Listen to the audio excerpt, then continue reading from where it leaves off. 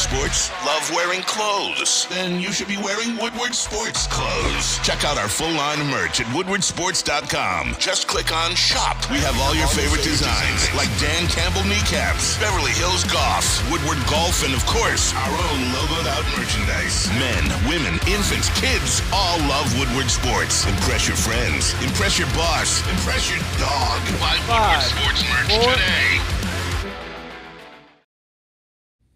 Good morning, everybody. It's the Morning Woodward Show here on the Woodward Sports Network. And look where we are. Look what's behind us, baby. We're out in Romeo at Dispo Dispensary, the Cannabis Mall. If you guys are looking to get out here and restock anything, please make way through. We'll be here 8 a.m. to 7 p.m. All shows are here. Stop by, show some love. We got Sean out here, all the people at Dispo. It's going to be packed today. Food trucks, they got a DJ. Like, if you're not doing anything, I don't know why you're not out here already. So we're excited. It's going to be a lot of fun. I got Sam Flannel joining me as always. Sam, how are you feeling this morning? I'm feeling great being at Dispo, as I always am at a wonderful place like this. I mean, they treat us all like kings here. If you go in, it's beautiful inside. So if you guys are even interested in cannabis or not even, come visit a place like this because it is that immaculate no matter what you are interested in. I think we would all agree with that. Oh, no doubt about it. We got the whole crew here. JB's here. Lucas is here. No cameras for them, but we got Gabby. Gabby, how you doing this morning? I'm doing great. I started my morning off with a walk on the treadmill, watching the episode, getting ready for the day, getting my mind right. Absolutely thrilled to see all of the great things about Jack Campbell that we already believed on film. And honestly, that Inside the Den episode yesterday, I know we're going to have to talk about it. Hour and a half episode. Which, you know, thank you. It was like a mini movie I got to see last night, but it covered really Brad Holmes, Dan Campbell, their process through the entire 2023 NFL Draft.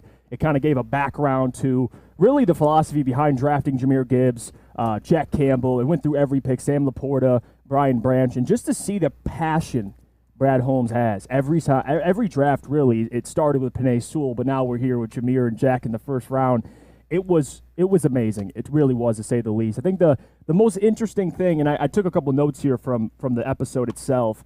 One thing that Brad said early on in the episode, which I think is significant, and you know we've heard this, but to hear Brad say it is one thing. Sam, they had 14 players graded first round talent. He called it a first round bucket. He had 14 players in that bucket. And guess what? Jahmyr Gibbs and Jack Campbell were in that bucket. They were in that bucket, and that's the thing that I kind of took away too, because a lot of us fans, a lot of us people, even at Woodward Sports, when the Jahmyr Gibbs picks and the Jack Campbell picks were made, a lot of us had some questions, I would say, and you saw Neil Rule's face in that basically that viral picture when Jack Campbell was picked, but especially when you looked at Jahmyr Gibbs, Brad Holmes was so excited that he gave Dan Campbell like an elbow, and they were just acting like they had won the lottery or something. So so they didn't care. They didn't care what we thought. They didn't care what pundits thought. They didn't care what fans thought. They got their guys, and it was just so evident how excited they were. Yeah, well, he almost broke Rod Wood's hand. Absolutely. Drafting, Jahmyr Gibbs, I think it was, or Jack Campbell. Yeah. And it wasn't even like a high five. It was just a push. But Brad Holmes and the excitement he has, I think that's everything. And then the fact that Dan trusts him. Every time Brad would say, "Hey, Dan, I'm thinking about doing this," Dan's like, "Okay." Yeah. And he tried to – my favorite part of it all, and Gabby, I want your thoughts on this. Every time that he would draft a player, he'd look at Sheila Hamp and say, I was waiting for you to mention listen, this. So Jack Campbell is tall, he's rangy, he can defend multiple positions, he can fly around the field, and Sheila's just like, yes. Okay. Yes. Yeah, sounds good. Sounds good. Great. It's just, I love the interaction between Sheila, Dan, and Brad. It's special. You see the relationship. I think, honestly, even more than we saw in Hard Knocks, you see this relationship and how all three of them work together, and I think them pulling in Sheila into everything that they're doing shows so much respect for her and the organization as a whole and the franchise and what they're building. And they know it starts with her. She is running the show, and they're a part of that. Mm-hmm. And them pulling her in and making her aware of what they're doing shows so much respect. And also is that trickle down that you want to see. If they're showing her that respect, you know the team is also going to show her that respect. I really love how involved. I mean, obviously Sheila Hamp doesn't have any input on decisions, but the fact that she's so involved, I think that is special. I mean, Sheila cares. And for Brad, for him to take Jahmyr Gibbs, who honestly, and he kind of, this theory was posed, and this was tweeted out, Eric Shalit, who covers the Detroit Lions for Pride of Detroit, managing editor, He tweeted out, and this was a rumor during the time of the draft, too, that they were going to take Witherspoon at 6 if he was there and potentially trade up from 18 to 12 to take Jahmyr Gibbs. Ooh. Well, Sam Flannel, you traded back because, of course, Devin Witherspoon was off the board. You traded back to 12, got more assets, and still got the guy they wanted, a guy that they, almost took at 6. It was either him or you think it would have been Devon Witherspoon. Whoever it was, they traded back, still got their guy, and got more assets. I mean, it all worked out so that they were able to trade back and get Jahmyr Gibbs, and they were compensated for it. They got more capital. They got more assets. And I like the fact that Brad Holmes was keenly aware of that. He seems to know the process. He seems to be one of those deal maker type dudes. But I will say this. Thank goodness they were able to trade back, because even me, somebody who has really come around to the first round draft picks, if they would have took Jahmyr Gibbs at 6, I think I'd still be having some questions right now, especially over Bijan Robinson, because I love Bijan. I think he's better. Yeah. But still, the way that it worked out about as well as it possibly could have, and you just saw all of the excitement. I doubt that most draft war rooms really looked like the Lions did. It was crazy. It was like they had just won the Super Bowl. But you know what? That's all right. No, I think that's how it should be. That's how it should be, because the players are like, man, they are really that happy that we came. I mean, you kind of got that from them when they were all on the phone with Brad Holmes, with Dan Campbell, and then even Sheila got a chance to talk to every single one of them. I think they could tell. Like, you could hear hooting and hollering in the background. I think that was pretty cool. It must have been quite the experience for those incoming rookies. No doubt. I mean, Jahmyr Gibbs, too, to speak on him. I mean, Nick Saban reached out to Brad Holmes and told him, listen, this kid is A+ in every category. He said he never says no. We'll do anything you ask of him, and he does it at a high level. So the fact that, again, Brad's been consistent with this. We look at the character. We look at the person first. And then if you could play football, and if you're pretty elite at it, you know what, that's great too. And Jahmyr and Jack Campbell, both in the first round. Looking back, I mean, initially it is surprising. You think, well, you drafted a running back at 12 who people didn't really have the thought in their head that he is as much of a weapon as he is. They look at him and try to put Jahmyr in a box and say, well, he's a running back, who, again, isn't the biggest guy. He's 5'9", probably, roughly 200 pounds. Is it DeAndre Swift? Could he be injured often? I'm telling you, Jahmyr Gibbs and how they plan to utilize him, Sam, he's going to be a stud, and I truly believe that. I think watching Inside the Den to kind of give a different perspective to prospects, because we as people who are outside the organization, you don't really know the thought process till you get to see things like Inside the Den, and you really see how much they love the person, Jahmyr Gibbs and Jack Campbell. Well, that's the thing. It seemed like with every single one of those guys, they were all high character. And one thing that I noticed when they were going through the interviews with guys like even Sam Laporta, Jahmyr Gibbs, Jack Campbell, the combine interviews, it seemed like they liked guys who were humble but yet believed in themselves and were confident in their abilities. Like I remember when they asked Sam Laporta about his hands, he wanted really bad to say 10, but I think he gave a great answer, saying he could get better at, I think, high pointing the football. I think he gave himself an 8. And but he also said, I'm a damn good football player at the end. I'm sure Lucas was just like, you probably had a hard time standing up at that moment. Laporta, if you catch my drift. drift. Ready to put him in the Hall of Fame? Shit. Yeah, Okay. I didn't know he was mentored by Dallas Clark either. Another Hall of Famer. Oh, what do you my know? gosh. Get the gold jacket ready. Get the first Dallas talent Clark ready. is not a Hall of Famer, He bro. will be. No, he He won't. will okay. be. He'll fall in And you there. know what? To speak on what Lucas is saying, Sam Laporta. He's a dog. He is a dog. And I love him. I love the human being, because he just seems like when they asked him, why should you be drafted? I'm a he locker said, room guy. I can fit in any locker room. You plug me in, he's going to do whatever. and then he forgot, wait, this is the NFL. I can play football also. He kind of left that. He's like, I'm a great guy. Well, can I we fit in the also locker take room. a moment for the fact that when they called him, his first reaction was that, oh my gosh, you got my guy Jack. You got my guy Jack. He forgot about himself in that moment, and I think that says so much about him as a person that it took a second to register, oh my God, they're calling me. I'm their pick. Like so cool. He thought Brad was just calling to chop it up, about Jack Campbell. No, Why man, would he do that, though? You're a Detroit Lion. Welcome. And Sam Laporta too, the confidence, and I know Lucas loved this. When they did bring up his hands, and he wanted, like you said, Sam, he wanted to say 10 so bad. Yeah. And he said, well, in 8, I can get better, of course. And You would like to think so. I'd like to think so, right? He right. said that. And then he, of course, said, I could fit in any locker room, but I'm a pretty damn good football player, too. Oh, yeah. I truly believe that. And, again, when you look and see their perspective on what they were going to do at 34, there was talk of drafting Brian Branch at 34, Sam Flannel. And they didn't. but they still ended up getting Brian Branch, who I would say is a first-round talent, the best safety in this class. Oh, 100% Brian Branch is a first-round talent, and it seems like to me that the Lions had 14 guys in their first-round bucket, and Which they got is crazy. four, and they got 4 of them basically in the first 2 rounds. And speaking of Brian Branch, one thing really stood out to me about him. I know we always talked about how he was a great football player at Alabama, a smart football player, and you obviously saw that during his combine interviews, but also as a human being. I know he stayed in the second round when he didn't have to. And to me, as a guy who's past the age of 30 now, you learn as you get older to appreciate moments like that. Yeah. The fact that he has that wisdom at such a young age that I'm never going to go through this again. Even though he was a little bit burned because he felt like he deserved to be a first-round pick, and rightfully so, he was like, I am never going to get to experience this again. And I think that that's just, it shows a lot about his character and that he appreciates moments like that, and he will appreciate a division win this year. That's for damn sure. And you look back, I mean, Antoine Green, Brian Branch, what is something they say consistently, both of them? I want to help this team win a Super Bowl. Am I ready to have that conversation right now? Mentally, no. But you know what? I love it. I love the enthusiasm. I love where their head's at, because when you're a rookie in the NFL, you come out and your first thing is, I want to help this team win a Super Bowl. Not, I want to be a great player. I want to make an impact on this team. That comes with it, but winning and what they value comes number one. And for Antoine, and he seems like a great guy too, great high character guy, and somebody that, again, Brad, it felt like every pick, Brad was like, oh, this guy's still here?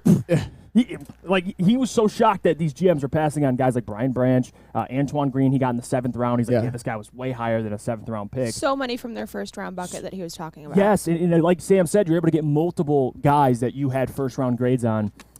It's exciting. It really is. It makes me even more excited for the season. So please just get here, NFL. I'm ready. The preseason, let's just skip by that. Let's get to the NFL season because I'm fired up. And I'll also tell you that. speaking about the excitement, seeing how excited those scouts were for their guys that they had so much belief in for these last 3-4 years, watching him go from Georgia Tech and then go to Alabama, and knowing even when he was at Georgia Tech, like, that's our guy, like that's someone that you have to watch. I think like those are the individuals that so many organizations, I feel like, don't get the hype for. Like, they put in those hours. They're talking about being away from their families. They're talking about being on the road all the time and how much they put into this job. And they're behind the scenes. They're not Dan Campbell. They're not Brad Holmes. They're not getting all the love. But without those guys, these picks wouldn't have happened. And I think them showing them the love in this episode says a lot and speaks a lot to the organization and their values. Yeah, and all you have to look at is Brad's track record, right, and how he values players. You look at character, you look at football, the love of the game, and look at the last 2 drafts and how that's worked out for Brad. I would like to say and like to think that this one will work out in a similar fashion. A lot of talent in this draft. I can't wait for it.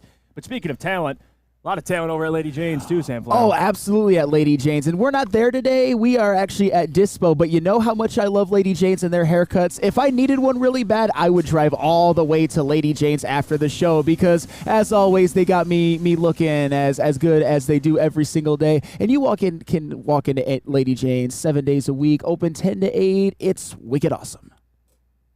Hey, it's Sean Jordan from the Sports Marketing Agency, and SMA wouldn't be who we are without our amazing partners. Thank you so much, Sean. At Detroit Wayne, we want to serve as a resource for you and your families. We offer mental health services, substance use disorder services throughout our communities, and we want to be that source and resource within the community. If you or a loved one are suffering from a mental health or substance abuse issue, please don't hesitate to call 1-800-241-4949. Get a shot up. This is for the win. All of Detroit's sports teams live on Woodward. All of Detroit's sports coverage lives on Woodward Sports. Driving the best in Detroit sports coverage.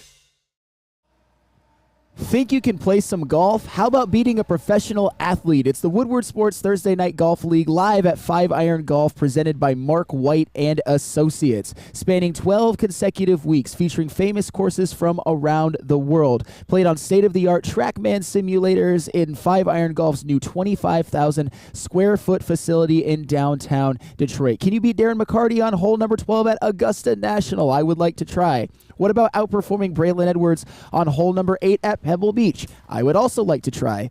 Do you have what it takes? If so, register for your chance to win a free foursome today. Just follow us on Twitter and Instagram before August 1st and direct message the word golf. It's 5-iron golf.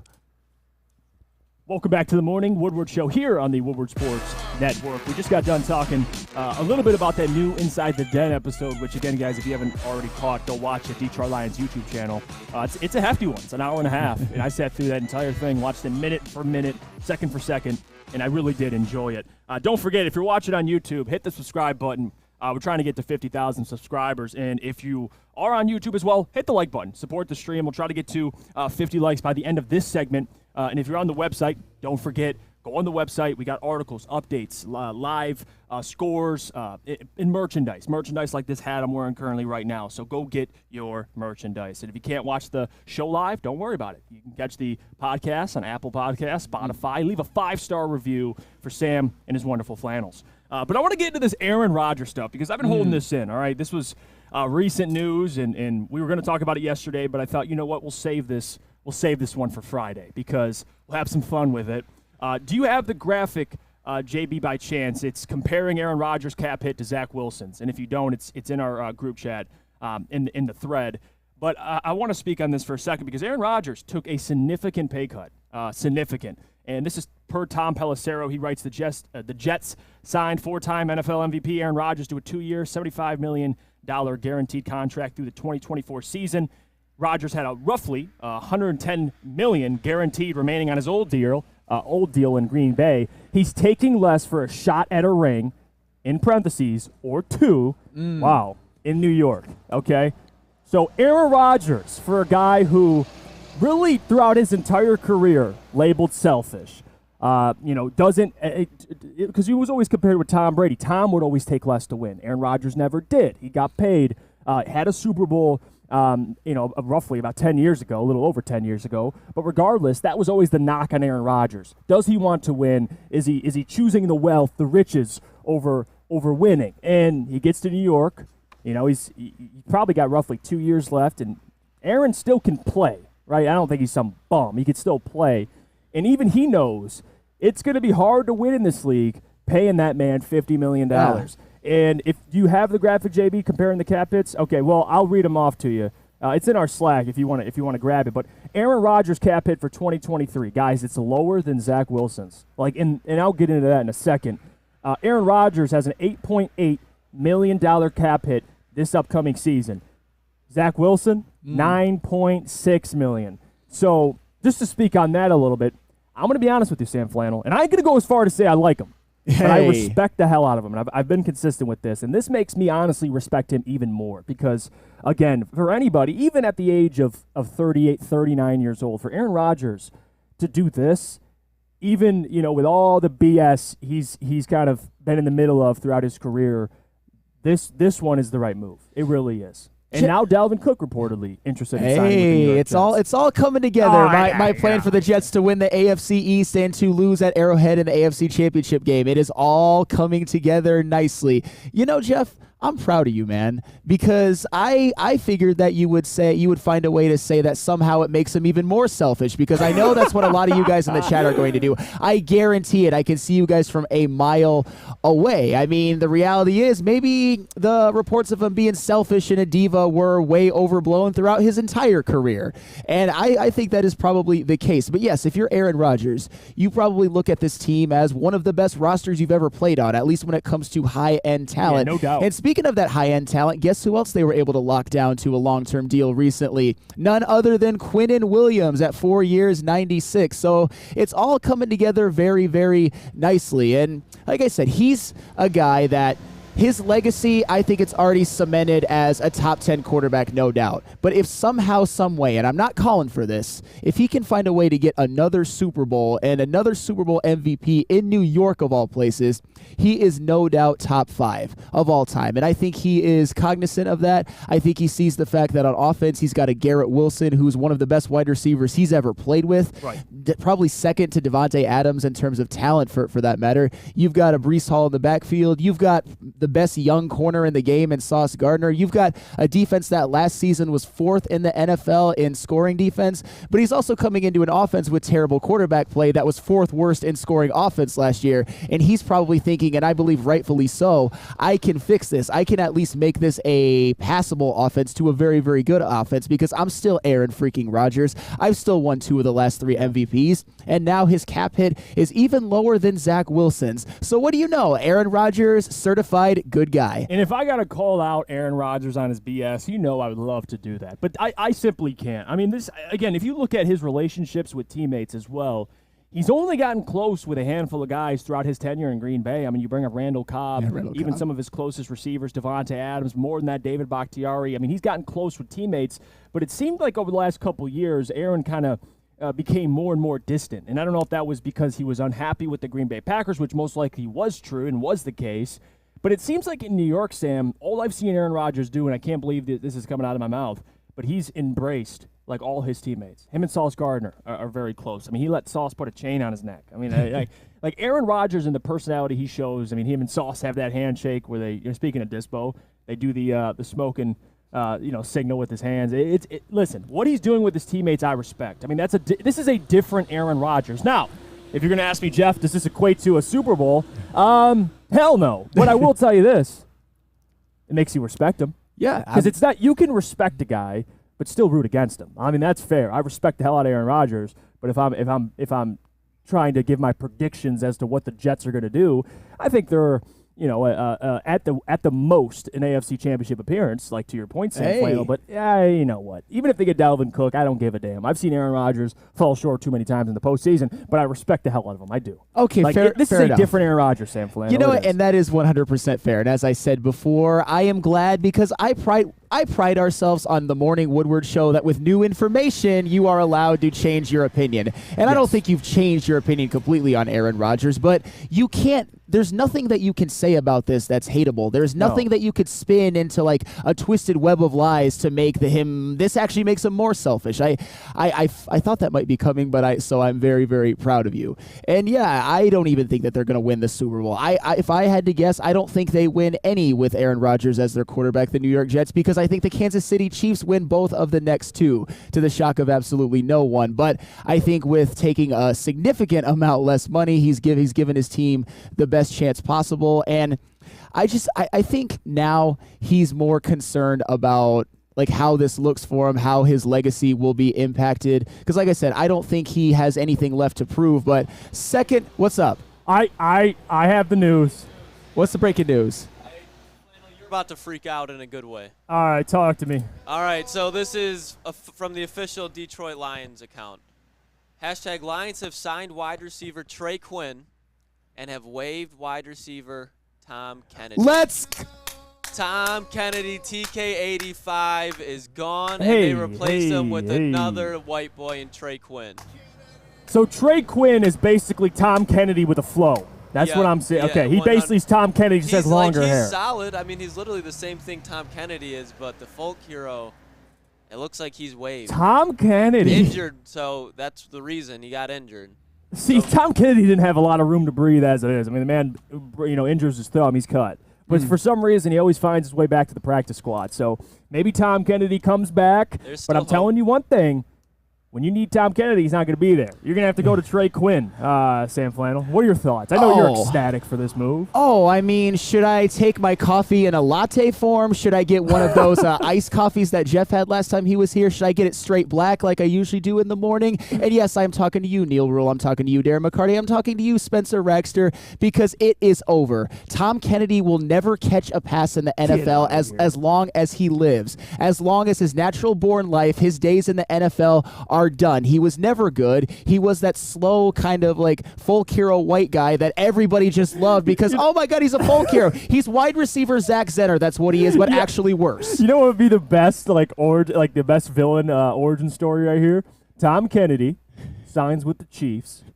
Week 1, tears that ass up. It tears that secondary up. How mad are you, Sam Flannel? Your response. I mean, here's the thing. He comes out 6 catches for 80 yards. He is not worthy to touch a football that Patrick Mahomes has thrown. He is not worthy. Oh, get out of I mean, here. those are just facts. If he was catching clutch third down, if he had a clutch third down catches with Jared Goff, you don't think he could do it with Patrick Mahomes? I mean, he That's might. the guy. He might, but he's not going to get a chance because he can't play. I gave him credit for that big catch at Chicago. I did. I gave it begrudgingly because it helped the Detroit Lions win. But this is just great news. We all knew the writing was on the wall when they drafted even Antoine Green, when they signed Marvin Jones, when they signed Denzel Mims of all people. The writing was on the wall. Tom Kennedy is done. I'm not going to miss you. I'm not going to miss all the psychotic fans who are just like, Kennedy. You guys can all go cry in a corner. It's okay.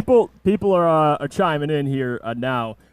Jamcat says he'll never clear waivers. I'm scooping TK and making him wide receiver 1. Of course. That's a smart man. Cornelia says Tom Kennedy validates Sam and he hates him. That's hilarious. Hoof-hearted, quote, Tom Kennedy will never catch another pass in the NFL for as long as he lives. Sam Flannel, 7/28/2023. That's All right. right, book that. Jamcat says Sam Flannel preying on his downfall. Yeah. Oh, I'm not preying on his downfall. I'm just he just can't play. Well, yeah. You know what? When they needed Tom Kennedy, he could play. But he's just not good enough to make the roster right now, Sam Flannel. So you know what?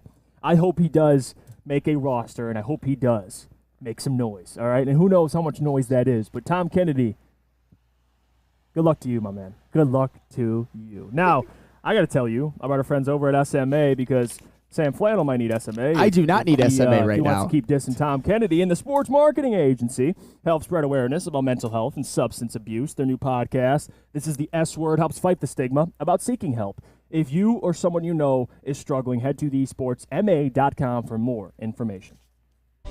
Since the dawn of moving people, Chevrolet has led the way. The world of transportation is changing. At Feldman Chevrolet, we are leading the charge forward. With every electric vehicle, every mile traveled, one Feldman at a time. The company that puts more Chevys on Michigan roads is now the #1 name for Chevy electric vehicles. You have an opinion? Make sure it's seen and heard. Corner, jumper, tweet us, hop on the YouTube chat, slide in the DMS at Woodward Sports on all social media. Welcome back to the Morning Woodward Show here on the Woodward Sports Network. And update, it's time to talk about that NFL Top 100 list because what did I tell you? What did I tell you? If Justin Fields made that list, you're damn straight Jared Goff deserves to make that list, and there he is. Coming in at 66, Jared Goff. What a breath of fresh air here. And I see, you know what, and we'll get into the whole, Jared ranked over Trevor, ranked over Lamar. We'll get into that conversation. But he wasn't the only Lion to make this list. Amon-Ra St. Brown, another one that I knew should make this list. I saw Terry McLaurin in the 90s. I got a little worried there, but I still stuck to my guns, and I still believed Amon-Ra and Jared Goff should make this list. I still believe Frank Ragnow has a chance to make this list. I don't know if it'll happen. I think he deserves it. But just to speak on Jared and Amon-Ra, and I think Ryan brought this up yesterday on Ermanni Edwards. So far, that's what? 3 Lions or 2 Lions so far. It's Jared Goff, Amon-Ra St. Brown. It's 3. Aiden. And Aiden, excuse me. Aiden, thank you. That make the top 100 list so far. The last time that many Lions made it, 2015. 5 Lions made the top 100 list. We'll see how many more can make this list. But let's talk about it for a second. Jared Goff. Yes. Jared Goff. Jared Goff. I told you. If we're going to rank guys based on one season, how can you not have a guy in this list, which I'm glad they do, that was top 5, top 6 in multiple categories? If we're going to base Justin Fields, his big year, right, his huge year of 17 touchdowns and 11 interceptions, and only had 2 games of passing over 200 yards, his huge year in the top 100, of course we got to have Jared Goff. Well, you definitely have to have Jared Goff. And for some context on the Jared Goff ranking, this was the first time that he appeared on this list since the 2019 list after the 2018 season, in which he was ranked number 32. So the fact that Jared Goff was able to persevere from, I would say, the 3 years of mid to very much earn a spot on this list, he has to be commended. And you talked about all those categories where Jared Goff was right up there with some of the elites of the elites. Jared Goff was 6th in the NFL in passing yards this year, more than Jalen Hurts. He was tied for 5th in touchdown passes. He had more than Justin Herbert.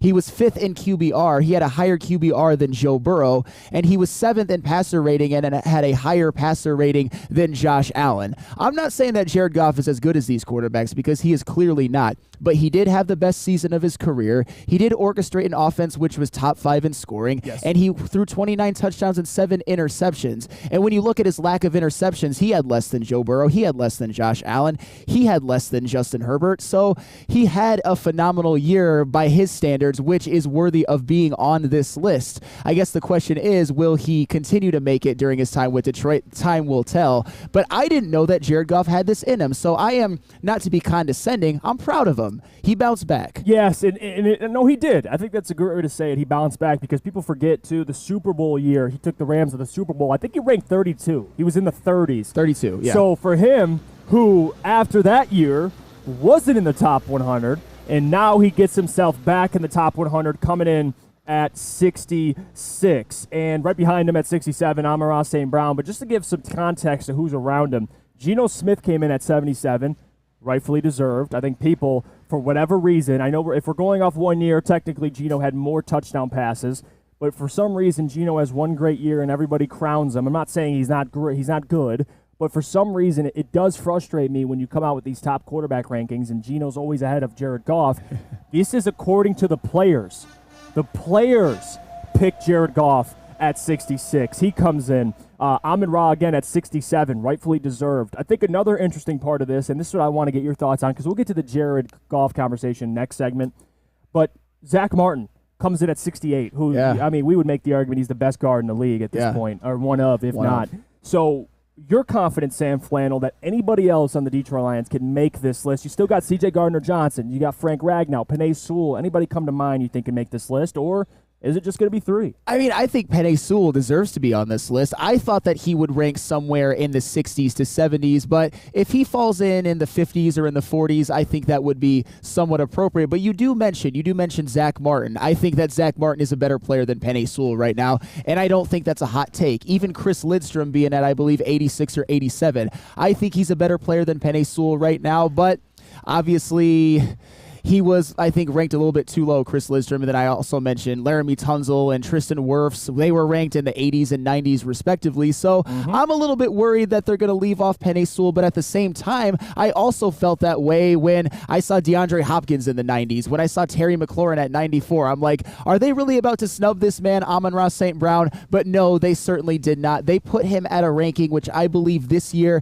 is fair. I believe he will shoot up the rankings coming next year. But what Penei Sewell did this year, being definitely, to me, at worst, a top 10 tackle in the NFL, and at best, a top 5 tackle in the NFL, I think he will be recognized. I think that he's one of those type of players that when you watch him play, you see it more than even his numbers will indicate, or his pass blocking numbers or his run blocking numbers, which are elite, by the way. I just think he's a guy that is probably even more respected by his peers than he is fans and pundits like us. So I think Penei Sewell will be on somewhere between 50 and 60, and I think that would be about right. Yeah, no, I think it's fair. And if you talk about other Lions, Penei Sewell, I don't know if he'll make this list. I think Frank Ragnow still maybe has a chance, but if I had to bake my money on it, C.J. Gardner-Johnson is the only guy I think deserves to make this list.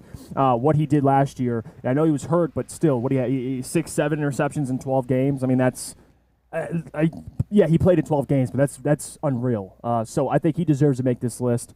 Frank Ragnow, and I had Alex pull some stats for me, too, yesterday on Frank Ragnow, comparing him to other centers in the NFL. And honestly, I know we had this conversation, him versus, Creed Humphrey, and you guys, I went back and forth with you and Lucas about it.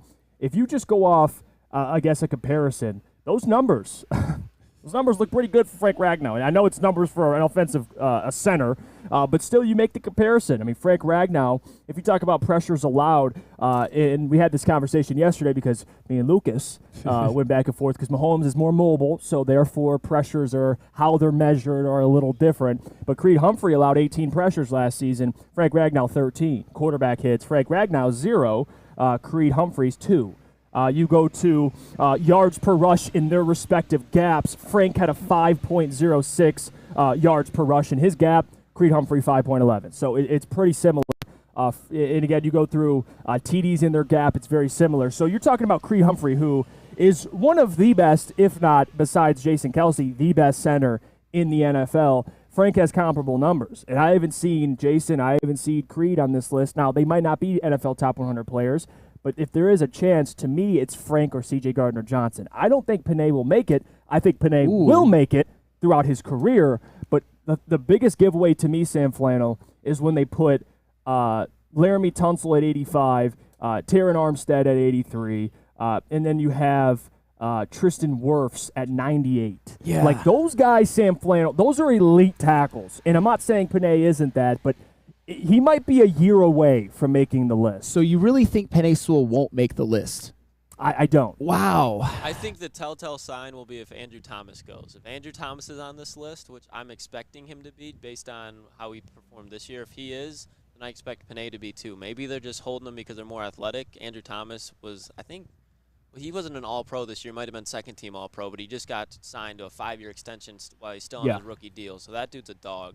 If he's on this list, then Panay has to be. But like you said, we haven't seen him yet, so I don't know. Yeah, I think they're probably Andrew Thomas and Penei Sewell. If they were to be ranked, I would probably put them in a similar ballpark with each other. And back to Frank Ragnow, because we're on the subject as well. I mean, when you look at those numbers, I mean, maybe I was a little bit too quick to crown Creed Humphrey as definitively much better than Frank Ragnow. Because when you look at those numbers, it's a lot closer than you would think, and especially when it comes to pass blocking, the numbers actually favor Frank Ragnow. And I mean, I'm looking at him right with my eyes. I can see it.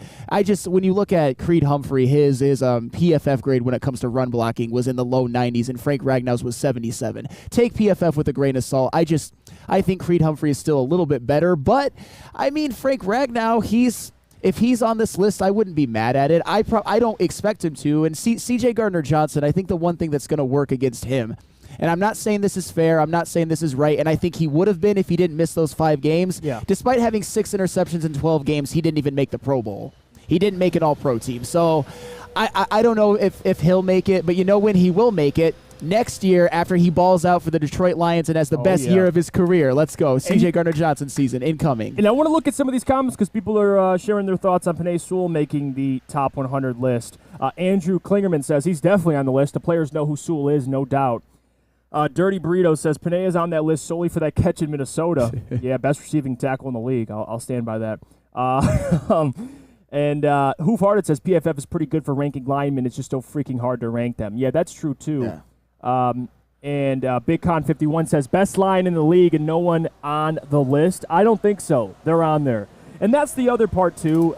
And it depends how you rank because top 100 players, it's all positions. It's based on players. I think if players can respect what Penei Sewell is, you'd think he'd be a top 100 player.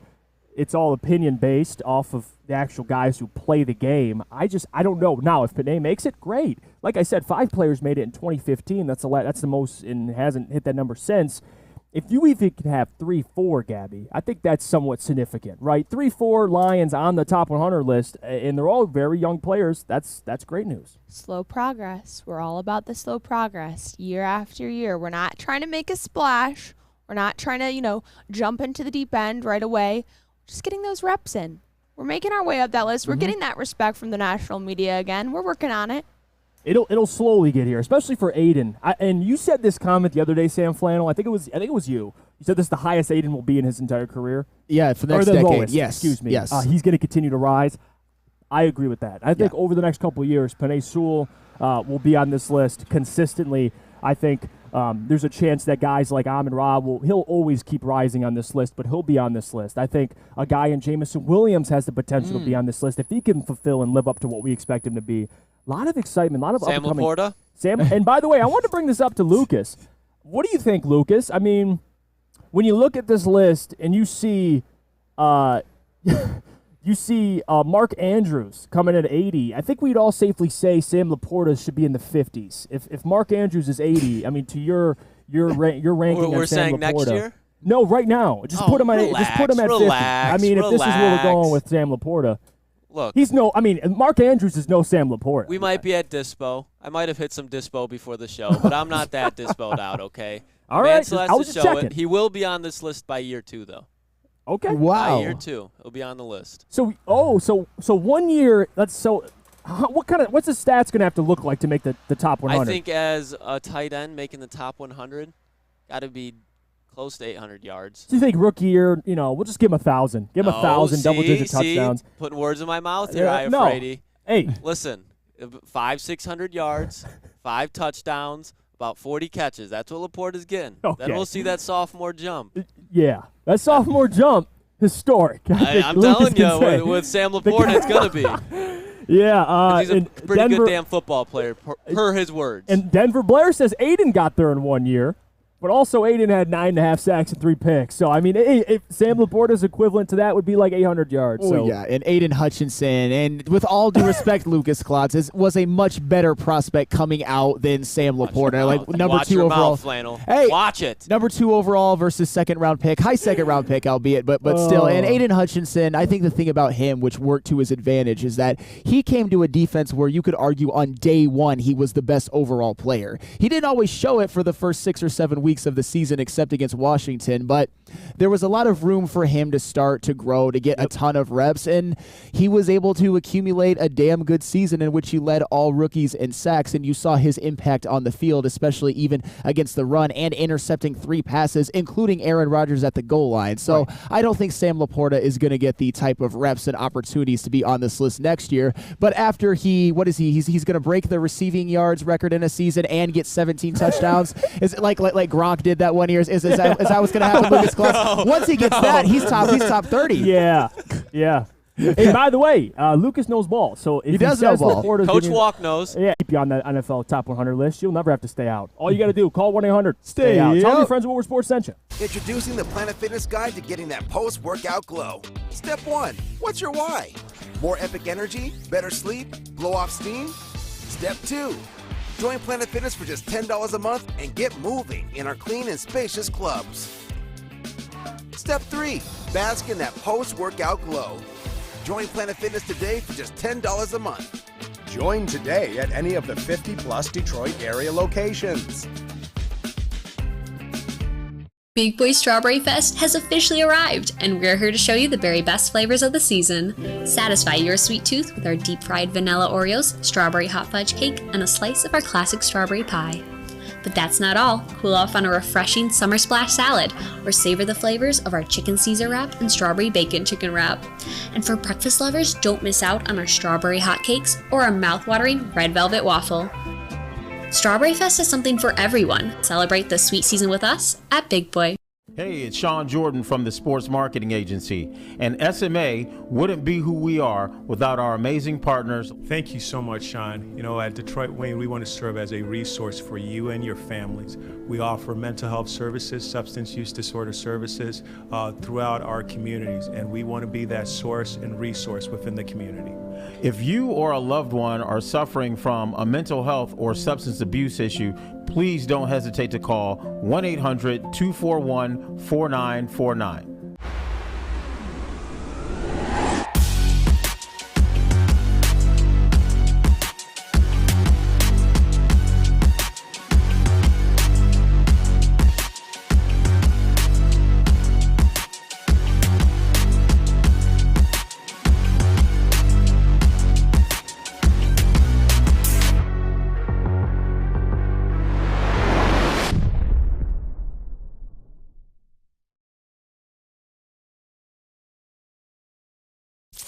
Have an opinion? Make sure it's seen and heard. Corner, jumper, Tweet us, hop on the YouTube chat, slide in the DMS at Woodward Sports on all social media.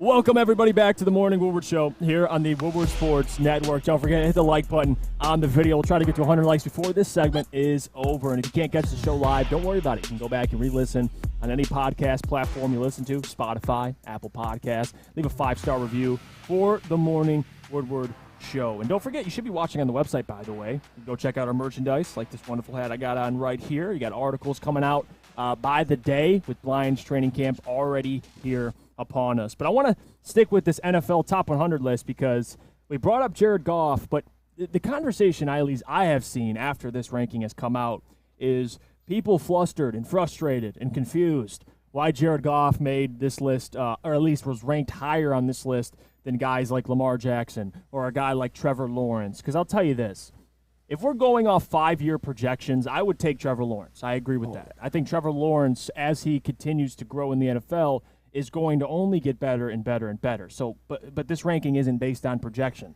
This is based off last season. They've already made that clear with guys like Geno Smith on this list. I mean, Aiden Hutchinson's on this list, so clearly it's based off last year. And you cannot make an argument to me that Jared Goff shouldn't be ranked over Lamar and Trevor. I know it sounds weird. It sounds, what? Lamar's an MVP winner. What did he do last season? I'll wait. Because I love Lamar. I'll defend him. But if you're going off last season, there is no argument, Sam Flannel, that Jared Goff should not be ranked above those guys. If you want to go which player is more dynamic, of course, Lamar, you're going to take Lamar. And I would argue Lamar has more passing touchdowns in his MVP year than Jared's ever had in his career. But that was when? Was that last season? 2019. No, it wasn't. 2019. So that's why I'm perfectly okay with Jared Goff being ranked above those guys. But because people tend to get that confused. Trevor Lawrence, what? He's in the 90s. He had a great season. But he will, as his career continues as he continues to grow in the NFL, he will be higher on this list. But I don't think right now he deserves to be, Sam Flannel. Interesting angle, Jeff Eifrady. I will give you that because I'm usually a guy who likes to look at numbers. And Jared Goff, by the numbers, he had more touchdown passes than Trevor Lawrence. He certainly had more than Lamar Jackson, who himself missed 5 games, and that definitely hurt him on this list because I think he was on pace to have his best season as a thrower, but he got hurt, and that's the type of things that happen to a quarterback like Lamar Jackson, who is such a dynamic runner. But I don't think it is just solely based on last season. And even if it was, the fact that Trevor Lawrence is 96 and Jared Goff was 66, I think is malfeasance at this point. I think you got to be dipping into some of that dispo stuff. And I'm not saying that you said that Trevor Lawrence at 96 is right. If you want to say that Trevor Lawrence may be a little bit below Jared Goff, I can listen to that argument, but I will not do that. Because Trevor Lawrence last season, he completely broke out after having a terrible rookie year. And one of the most impressive things about Trevor Lawrence, and when I say this, I obviously have to have a caveat, there was a 4-game stretch. One of the games was when they played the Lions and obviously got beat down. That was a total. James Houston killed a man that day. Hey, absolutely, like that is true. But that was like a total team defeat by for the Jaguars and a total team victory by the Lions. And in that game, Jared Goff outplayed Trevor Lawrence for sure, and the Lions look better. But in those other 3 games, that the Jacksonville Jaguars desperately needed, Trevor Lawrence took over that team and won those games basically by himself, throwing 10 touchdowns and 1 interception. While their defense in those 3 games was allowing 28 points per game, he was leading his offense to 35 points per game. And that also helped kickstart a stretch in which they won 5 in a row to end the season to get into the playoffs, win a playoff game that Trevor Lawrence helped dig the hole that they were in. But the fact that he was able to get out of it and lead them to a comeback victory was absolutely huge. When it comes to Lamar Jackson, that's an interesting one because I think it's a knock on the morbid playoff player, just absolutely awful. 1-3 record, 3 touchdowns, 5 interceptions, has never once had a good playoff game. Jared Goff really hasn't either. But that's beside the point. I think when it comes to this list, it can't just solely be based on last year. I think if it was, you could argue that Geno Smith should have been above Jared Goff, but he wasn't because people knew that he was this anomaly like we'd never seen before. A complete draft bust, had 1 good year, and now he was ranked below Jared Goff, who has proven more in his career than Geno Smith. So I think cachet and skill set does have to play some of a role. So for that reason, Jared Goff should not be ranked ahead of Trevor Lawrence and Lamar Jackson. He should be on this list. I think 66 is about where he should be. be not ahead of those two. Well, it's the argument I would push back on, at least for Jared Goff, is he was the hottest quarterback to close the season the last 8 games. 15 touchdowns, 0 interceptions. Now, Trevor Lawrence is actually pretty close to that. I think the last 8 he had 14 touchdowns, 2 interceptions. So regardless, it's pretty close, especially how they closed the season.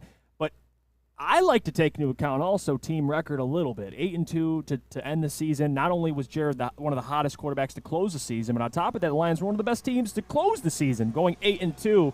So when you look at recency bias and the last thing people have in their heads, it's Jared Goff and the Detroit Lions taking down Green Bay on primetime. It's the last 8 where Jared didn't throw 1 interception and looked really good.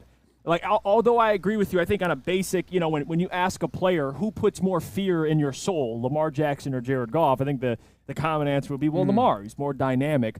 But I don't think Lamar Jackson, as much as I think in a common year, especially, for example, his MVP year, he would be way higher. Oh, yeah. I don't think you should give a guy, flowers for only playing in 12 games and still, 17 passing touchdowns in 12 games. Like, I love Lamar, and I think we can all talk about how dynamic he is, but you can't, and I do think it is based off last season, because to your point, Geno Smith had more touchdown passes, but a little bit of the eyeball test comes into play where Jared had 2 less touchdown passes, but he's better than Geno. I don't think Lamar, what he did last season, that doesn't deserve him to be ranked ahead of Goff. Now, if you're mad on where they're ranked, should Trevor be in the 80s, all that stuff, who gives a damn? The point is, I think Trevor and Lamar, as much as I think those guys are rising and will continue to rise, Jared Goff, he deserves it. Like, what he did last season, especially to close the season, Sam, he was if not the hottest quarterback in the NFL to close the season. It's funny that you mentioned that, because I think Jared Goff and Trevor Lawrence, when it comes to team success, their seasons kind of mirror each other a little bit, because the Jaguars, they started out the year very, very, very, very slow, and there was a lot of talk that Trevor Lawrence is a bust. Maybe he can't play, and the fact that he was able to turn it around, they won their last 5 games. Their only real blemish at the end of the year was at Detroit when they absolutely got mollywopped, but when it comes to how they both ended the year, yeah, you're right. You could argue that they were 2 of the hottest quarterbacks, and those were 2 of the hottest teams. So by all those numbers, I would say that their rankings should be maybe more similar than I initially thought. I would still put Trevor Lawrence above him, because when you just look at them play, Trevor Lawrence is eons more talented than Jared Goff. You talk about Jared Goff and the eye test. Sorry, no disrespect. He doesn't wow you with the eye test at all. And I'm somebody who doesn't really look at the eye test as much as others, but Trevor Lawrence his ceiling is a top 2 quarterback in the NFL. I truly believe that. He'll never be number 1. That's Patrick Mahomes for the next 15 years. But number 2, that could be Trevor Lawrence. And I get it. He hasn't done it yet. But he took some major, major, major steps. And you even mentioned in the game at Arrowhead in the playoffs, he wasn't bad. He wasn't great, but, he went toe-to-toe for part of the game. Yeah. Yes. The game was close. Maybe Trevor didn't light it up, but that Chargers game, and I think that showed a lot of mental fortitude, although, players, if they're voting on quarterbacks, I think some of the players that picked him off, like Asante Samuel, would be voting in this process. So maybe they thought, hey, Trevor Lawrence, he's going to be great, but right now he's not playing at the same level as Jared Goff. And I know that sounds, what? Trevor Lawrence, I think he's better than I get that, and I think he'll be better, but you can't argue, and Sam, you can't argue statistics, right? I think we can all agree there. Jared Goff had more touchdown passes, 2 more interceptions, but the yards were roughly the same. Trevor had 4,100, Jared had almost 4,500. So regardless, although I agree with you, eyeball test, Trevor's 6'6", can move, he's mobile, he's got a cannon, he's poised, all that stuff is great. But Jared Goff, he was the hottest quarterback to end the season. I do think that's why they factor in. We'll see if he can repeat it this year. And to be fair, and this is I'm a guy who takes in all the information. I can admit when I can almost devil's advocate myself, and I'm about to do that right now. Yep. Should Trevor Lawrence get a ton of credit for playing one of the worst first halves I've ever seen from a quarterback and bouncing back from that? He put them in that hole single-handedly. Right. The fact that he's able to bounce back is good, but wouldn't it have been better if he would have just played a good, clean football game from snap 1 and not had to put his team in a 27-0 hole? Fair. Yeah. So I don't want to go too overboard and be like, wow, Trevor Lawrence showed great great fortitude or intestinal fortitude. He also put them in the hole with some of the worst quarterback play I've ever seen in a half, to the point where he looked unrecognizable. I'm like, is that Urban Meyer on the sideline? Did he come in and coach this team and take away all of Trevor Lawrence's powers? So I don't know. I still think he should be above Jared Goff, but Jared Goff did have a great year. I don't want to take anything away from him. And I get where you're coming from here. Public Enemy says, Jeff, don't forget 324 consecutive passes without an interception. Jake says, oh, yeah, Goff came short against Carolina. Had nothing to do with giving up over 300 yards rushing. Yeah, I mean, that was definitely I would never say that in a million years. No, and I think he's referencing another comment. How you guys are feeling about his impending contract negotiations. I still feel the same, and this is why I guess, it's good you brought this up because I think Goff deserves to get more credit than he gets. I think that's one thing. I do feel Goff, people still have this memory in their mind about what Jared looked like post making the Super Bowl. But the guy's 28 years old. He's still, I believe, in quarterbacks you see, like Geno Smith's, 33? He just had a career season. Yeah. Like, quarterback, it's not the running back position, guys. Jared Goff's not has bad knees now. Like, he'll be fine. As he gets older, I do think there's a chance that Jared can improve. But this isn't about Jared improving or, Jared's future in Detroit. My problem is the contract. What does the contract look like? Because if I'm Jared Goff, I think he deserves minimum 40 a year because what Daniel Jones got. I'm not saying I would, but I'm just saying if you're looking at Daniel Jones and he got 40, Jared should get 45, 50. He's that much better than Daniel Jones, I believe. So if I'm the Detroit Lions, would I pay him $45, $50 million? I don't think so. And that's not, again, this is why, and if you watch Inside the Den, they took Hendon Hooker and they kept referencing high upside. Upside. You don't draft a quarterback if you think he'll ride the bench his entire career. They think there's a chance Hendon can take over for Jared. Therefore, I'm a little hesitant. I wouldn't pay him that much money, but if Jared comes to the table and says, hey, I want to sign a 2-year extension, roughly a little under 40 or 40 a year, maybe I'll consider it. But I'm not signing a long-term deal with Jared Goff. I think that money should be pushed around to the other players, Amon-Ra, Jonah Jackson, Penei Sewell. I'd rather pay those guys and roll out with Hendon Hooker. Well, and you know why it's significant now? Because we were having these same conversations before the draft, but now there is a clear and pleasant and present plan if the Lions want to move on from Jared Goff, if they don't want to pay him that long-term deal worth $45 to $50 million a year. They've got Hendon Hooker waiting in the wings, and I don't think Brad Holmes is the type to just let a draft pick on fire. I understand that Jared Goff can go a long way this year and validating what he did last season and showing that he is a huge part of this team's success, and then I would consider giving him more money. But as of right now, Jared Goff has to show me a little bit more because I'm still not sold on the fact that if you were to bring in like a Hendon Hooker next year, would the offense run almost as seamlessly? Maybe not right away, but within that as the year goes on and maybe at the end of the year. I mean, who knows? You know what? I don't know if this is a hot take or not, but I think the offense, the ceiling raises with Hendon Hooker because of his mobility, because of what he can do. Again, you have a guy who's 6'4", can run when healthy a 4.5, 4.4 speed, has a cannon. Like, there's things that Hendon needs to learn. He's not, Tom Brady coming out of college. He's fine. Like, he's not going to be the greatest quarterback of all time. That was the first thing that they said when they drafted him. Like, he's gonna do really well behind Jared Goff. He's gonna take his time and he's gonna learn from Jared Goff. There's still a learning process. Yeah. I don't want to crown the guy like he's ready to start, but you can't tell me after a year of getting healthy and starting and learning the offense and working that you won't have confidence in Hendon Hooker. Like, eventually. He's 25 years old right now. So you can't deny the guy will be better and better. I'm excited to see his development. So we'll see. Trust me, I believe in Hendon Hooker. But I want to make this clear, too, because people, when you say you don't want to extend Goff, they think you hate him. I don't hate Goff. I appreciate Goff. I think the Lions are very fortunate to have Jared Goff. Where I give pushback is that price tag. And that doesn't mean I hate Goff. That just means that's a lot of money, Sam Flannel. Yeah. And that's a lot of money if you're talking about valuable players, like foundational players. I think Jonah Jackson, you want to re-sign him. Amon-Ra, you're going to have to re-sign him. Penei Sewell, you're going to want to re-sign him. Like, there's guys that you got to pay. And to be honest with you, I'd rather pay those guys. Well, and if that's called hating Jared Goff, then so be it. No, I mean, it's not about that. It is not hating Jared Goff. And as the great Ringo Starr said in the movie Help, when it comes to Jared Goff, there's more than meets the eye. It's not just he had a great season, the offense was great. He's going to be our quarterback of the future. That's why it is a salary cap league, and you have to take all of that into account. And you also have to take into account that the last 3 years, I mean, I said at the beginning, he took a 3-year break from even being on the NFL Top 100. And I'm not saying that's everything, but that is something. He's got to validate what he did last year 100% before I even think of giving him $45, $50 million a year. And even then, I might not do it. So I'll tell you what. We'll go to break when the camera gets off of me real quick, and then we'll get it to Sam Flannel because he's got to read a big boy read for us. Tell us about a big boy read. Yes, because JV unfortunately doesn't have a camera, so I will do the best to do about a third as good of a job. And Strawberry Fest is back at Big Boy.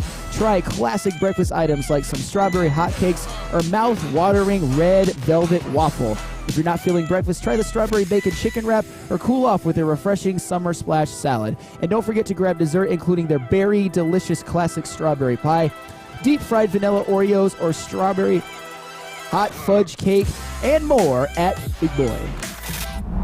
Love Woodward Sports? Love wearing clothes? Then you should be wearing Woodward Sports clothes. Check out our full line of merch at woodwardsports.com. Just click on Shop. We have all your favorite designs, like Dan Campbell kneecaps, Beverly Hills Golf, Woodward Golf, and of course, our own logoed out merchandise. Men, women, infants, kids all love Woodward Sports. Impress your friends. Impress your boss. Impress your dog. Buy Woodward Sports merch today.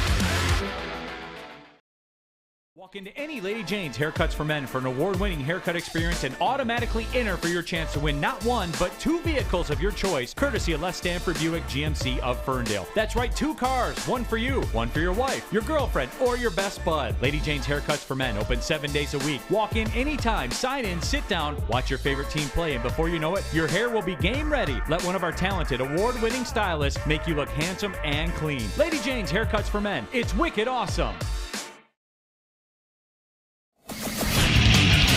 Get a shot up. This is for the win. All of Detroit's sports teams live on Woodward. All of Detroit's sports coverage lives on Woodward Sports. Driving the best in Detroit sports coverage. We aren't quite sure if they consume more beer or sports. Either way, the heavyweights are here. Live on Woodward Sports, daily 5 to 7 p.m.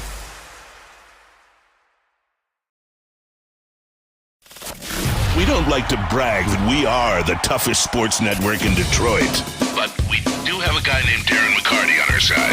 Lemieux and McCarty, who've had a good knockdown drag up. There they go, right on the whistle. They were talking to one another. Woodward Sports. Welcome back to the morning Woodward Show here on the Woodward Sports Network. Don't forget, if you're watching on YouTube, hit the like button, support the show. We have a very special guest, as from last time, our good friend Toby from Dispo, the VP of Marketing and Sales here at Dispo. And Toby, number one, thank you for taking the time to join us. Thank you for, again, allowing us to be at this location. We say this every time, and I've been here a handful of times already. This place it feels like it gets bigger every time I return, and I don't know why, but you guys are getting the place filled with vendors. Any updates on some of the vendors that are coming in there so people can come check them out? So Goldkine is in here right now. We got MKS coming in. We have Stizzy, Sauce. And so we're just we're growing with everyone here, and everyone kind of wants to be part of it. Just a new experience, and it's awesome to see the feedback from our patrons that come in here and how much they like it and love the education part, love getting swag. And for people that are not close to the Romeo location, they really kind of make this a destination. Hey, I got to come out here, check it out, especially on Fridays with the food trucks and the DJs and all that other good stuff. So it's pretty cool and nice to see. Absolutely. And Toby, speaking of growing and expanding, tell us a little bit more about your new location in Whitmore Lake. Yeah, so Dispo has a new location out in Whitmore Lake, not too far from Ann Arbor. It's on 50 North Territorial Drive over there. It's just about 5-10 minutes away, but great location.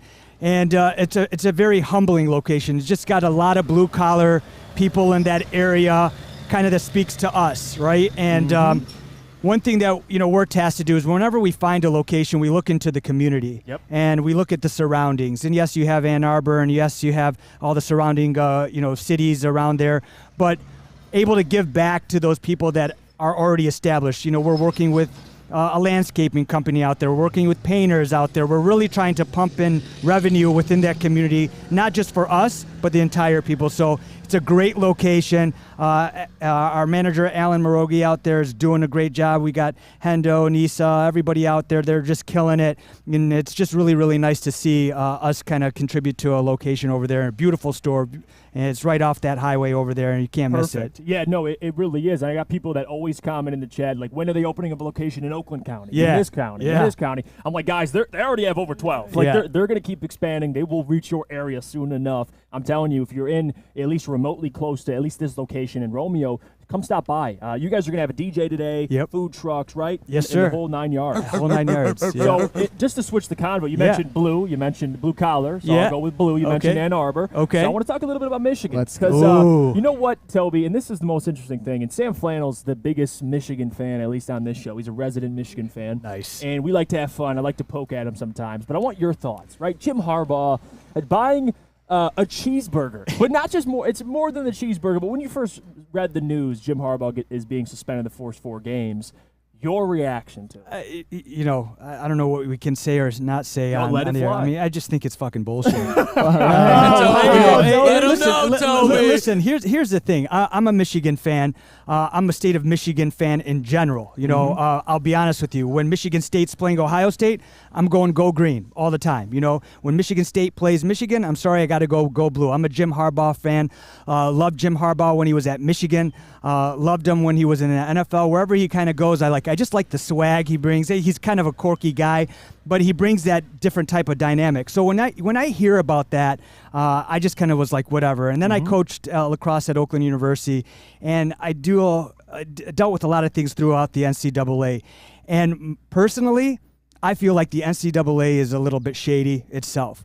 You have all these institutions, and granted, you have that conversation of, you're paying these kids to get an education. Yeah, but you're also making money off these kids, all right? You're also doing this name and likeness deal, like that kind of changed the game. But I look at it as like college football is just is a juggernaut. So why don't you run it like an NFL franchise? Why don't you run your program like a MLB team franchise, a sports franchise? An X amount of dollars that you guys get, you allocate it in a way you raise sponsorship. So then when I hear this story about Jim Harbaugh buying a dude a cheeseburger and kind of not reporting it or whatever, it's just like forgetting the receipt. You're just talking about Big Ten football. You're telling me that the SEC doesn't do things like that? You don't think that Nick Saban is doing that in Alabama? It's just a witch hunt for me. Michigan's it's been up and coming for a while since he was over here, and he's really growing the program. Top 5 team. Now, is Jim Harbaugh being sidelined for 4 games going to affect Michigan against football? Bowling Green? I would hope not. I think that he's still a big-time culture in Ann Arbor where they can, do well without him on game day Saturday. Is it the year, Toby? Michigan winning the Natty? Listen. Only team to return this year from the college football playoff with their quarterback. What do you think? You know what? I would like to say that they got to be at the national championship game. Okay. Now, listen, they're in the national championship game. Is it against Alabama? Is it against Georgia? I don't know, but I think they need to be in that national championship. I feel good about this team. I feel good about everyone they've brought back, and I'm excited about the new talent that they have coming in. So, how do you feel about that? I mean, I think it's national championship or bust at this point. There you go. Here's the thing. Obviously, with Jim Harbaugh being suspended, I don't really care like why or what or anything. If he didn't deserve to be suspended, he's going to be suspended for the first 4 games. It's going to be against teams that Michigan should beat by 30 in all of them. So when he comes back, just go win. If you want to get the best revenge, even if you don't deserve revenge, but Jim Harbaugh obviously feels he does. If you want to kind of have that chip on your shoulder, be petty, go to the national championship game, win that game, and then just give the NCAA the proverbial finger. Actually, if you're Jim Harbaugh, when you win the Natty, just do it for real at that point. So that's kind of my thoughts, that Jim Harbaugh is the type of guy that will coach with a chip on his shoulder, and those first 4 games won't affect him, and then it's all over. Could you see a pathway to them maybe winning the Natty, and maybe this actually helps them, because Jim Harbaugh he's a chippy guy. He is. He carries a chip, and then once he carries a chip, it kind of just it's the domino effect with his team, and his team loves playing for him. Michigan's all about the team, And I really like their chances this year. Everyone's talking about this rival game at Michigan State. It's a late game now. It's 7:30. What do you think about that? I am hearing, if you're a Michigan fan, don't even go to East Lansing. It's going to be chaotic. What do you think about that? Listen, I don't care. It's a rival game. Anything's going to happen. It doesn't matter what your record is or whatever. But when you play at a night game, any night game on national television, you're telling me if Michigan doesn't come out to play that game, you're sleeping on the wrong side of the bed. Yeah. I think they're going to come into there, and it just adds more fuel to their fire. They're going to see that it's on prime time, a night game, a rivalry game. It's the whole, Michigan State rivalry. Michigan's going to win that game. They got to win that game. Toby, you got to get in that Wolverines locker room and start talking to these guys before the game, man. I'm fired up. I want to put a helmet on and go to war for you, Toby. I love it. Again, appreciate Toby for joining us, man. Yeah, no, Seriously. I appreciate it. And, if you're a Go Blue fan, on your way to Ann Arbor, stop at Whitmore Lake. Dispo Whitmore Lake there. They'll take care of you. And as always, gentlemen, I really appreciate you, the staff, and your team for putting out such great product. Yeah, as always, we appreciate you guys, man. You guys always take care of us. I'm telling you. I mean, in terms of dispos, nobody touches these guys. Like, I will back that. And truly, the experience is what separates Dispo from everybody else. If you're by Romeo, come and join us here. They'll have, again, a DJ, food trucks. It's going to be a great time. Come stop by and so much more. But before we go to break, I got to hear about our friends from Randy Wise, to be honest with you. Or we'll just hear about our friends over at Swiss Insurance because I'll just tell you about them. Or no, Sam, you'll tell us about them. Oh, I've got Swiss Insurance, of course. And now that summer's here, it is important to make sure you are properly covered. Whether it's a grad party or just a group of people over to enjoy the lake or pool, your liability exposure increases significantly in summertime. Let the Swiss Insurance Group review your coverage and make sure you are protected from an unexpected loss. Check us out at SwissINS.com or call Mark today at 248-800-4177. Again, that is 248-800-4177, Swiss Insurance. We don't like to brag that we are the toughest sports network in Detroit, but we do have a guy named Darren McCarty on our side. Lemieux and McCarty, who've had a good knockdown drag up. There they go, right on the whistle. They were talking to one another. Woodward Sports. By now you know me, Christina Gennari, as the obvious choice in real estate. And you know my website, soldchristina.com, as your #1 resource for buying or selling your home. Myself, along with my amazing staff, pride ourselves on making your home buying and selling experience a relaxing and easy one. Come see why we are the obvious choice. Christina Gennari at soldchristina.com, the obvious choice in real estate. It's the Randy Wise Celebrity Golf Tour. You're a good coach, Tim. Oh, great shot.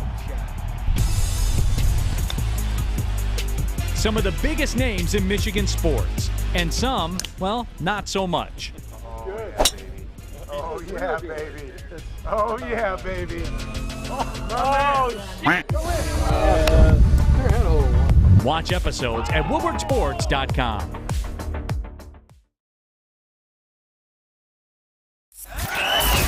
We are the network for Detroit by Detroiters. Welcome to the Woodward Sports Network.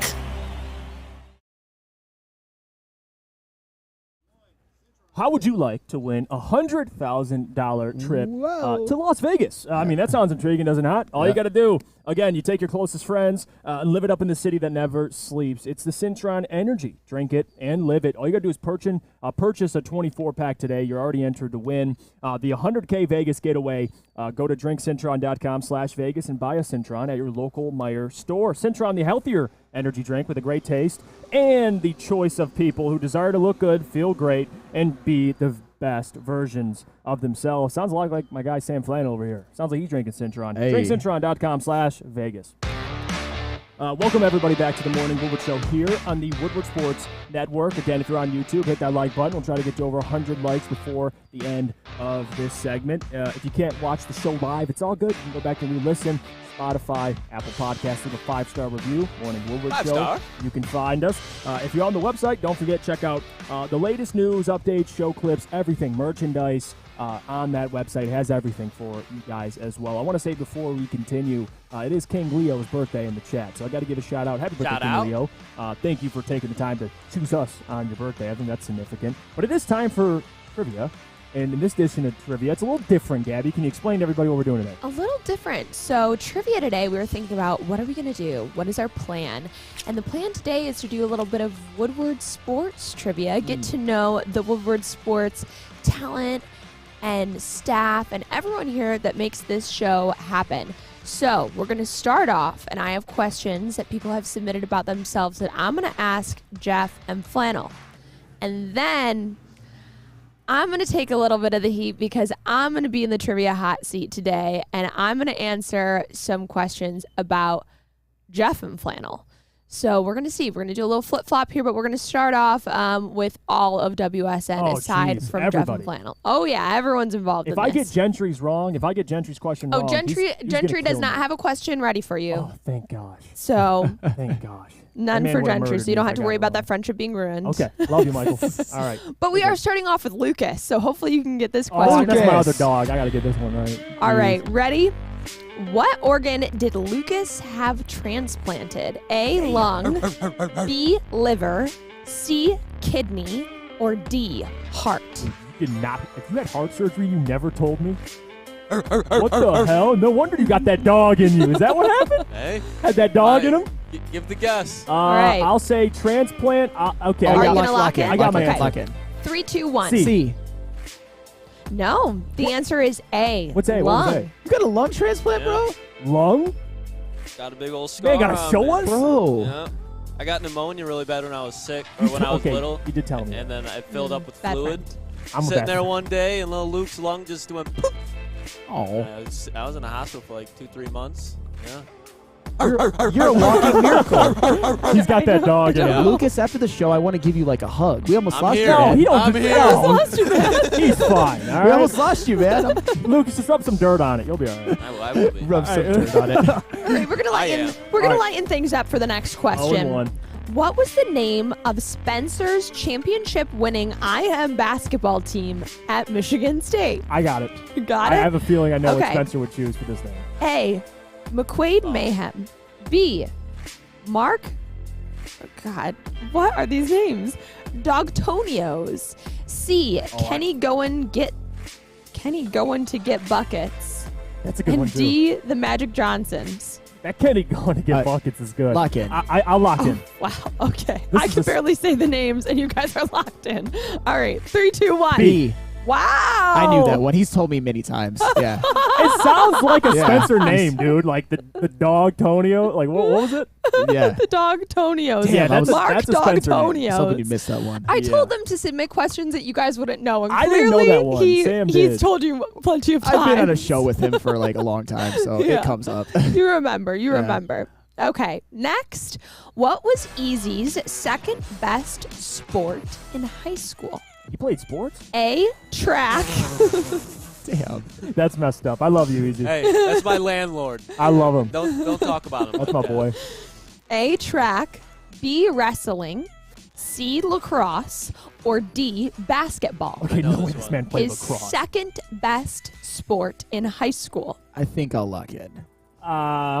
He didn't run. I know that. All right, we're good. I'm sorry. Okay, I love you, Easy. Okay, all right. 3, 2, 1. B. A. The answer is C. Lacrosse. What? No He played way. He lacrosse? tells me all the time about it. We'll be chilling. That boy did not play Yeah, lacrosse. he was good. He was He was that a- he dude. But it was his second best. If you go look back at pictures of Easy back when he was like 19, 20. No, he was yeah, man, good. like he was probably a fucking. I didn't know he liked Force. lax. I didn't know he liked lax. I don't know, I mean, Wrestling? Whatever. So we're Did you right get that now, right? we're 1-0, correct? Okay. 1-1. 1-0? 1-1. 1-1? He got 1-1. them Mark Dogtonios. Oh, yes. 1-1. Okay. In 2011, the Big Ten leader in pickoffs had 12 in 94 IP. That same year, Broder. That same year, Matt Broder finished second in the Big Ten with how many pickoffs and 37 IP? shout out, bro. Broder was elite, dude. Dog. A, Wow. 5, B, 7, C, 9, or D, 11? I got it. I'll lock in. 3, 2, 1. C. The answer is B, 7. You want to get his nuts out of your mouth? You know what? What you talk to him or something? Matt Broder is a good Michigan man, and actually, for real though, like I think we underestimate how good of an athlete he really was. Oh, he's elite. I don't think about him in the same way that I think of like Braylon Edwards or Darren McCarty, but he played college baseball at Michigan, and for those of you who don't know, he once struck out George Springer. You're welcome, Played Broder. overseas in Germany too, pro. Damn. Yeah. I didn't know he was that dude. I was not familiar with your game. Broder, I was not familiar with your game. I knew he was elite, but I didn't know the exact number. It's all right. 2-1. Sam's in the lead. Okay, next question. Staying on the Michigan track, what year was Braylon in the Pro Bowl? A, 2006, B, 2009, You know this. C, 2008, or D, 2007? Lock in. Uh-huh. No, I don't. Dude, Braylon was your favorite player, at least in college. So you had to follow him in the NFL. Damn.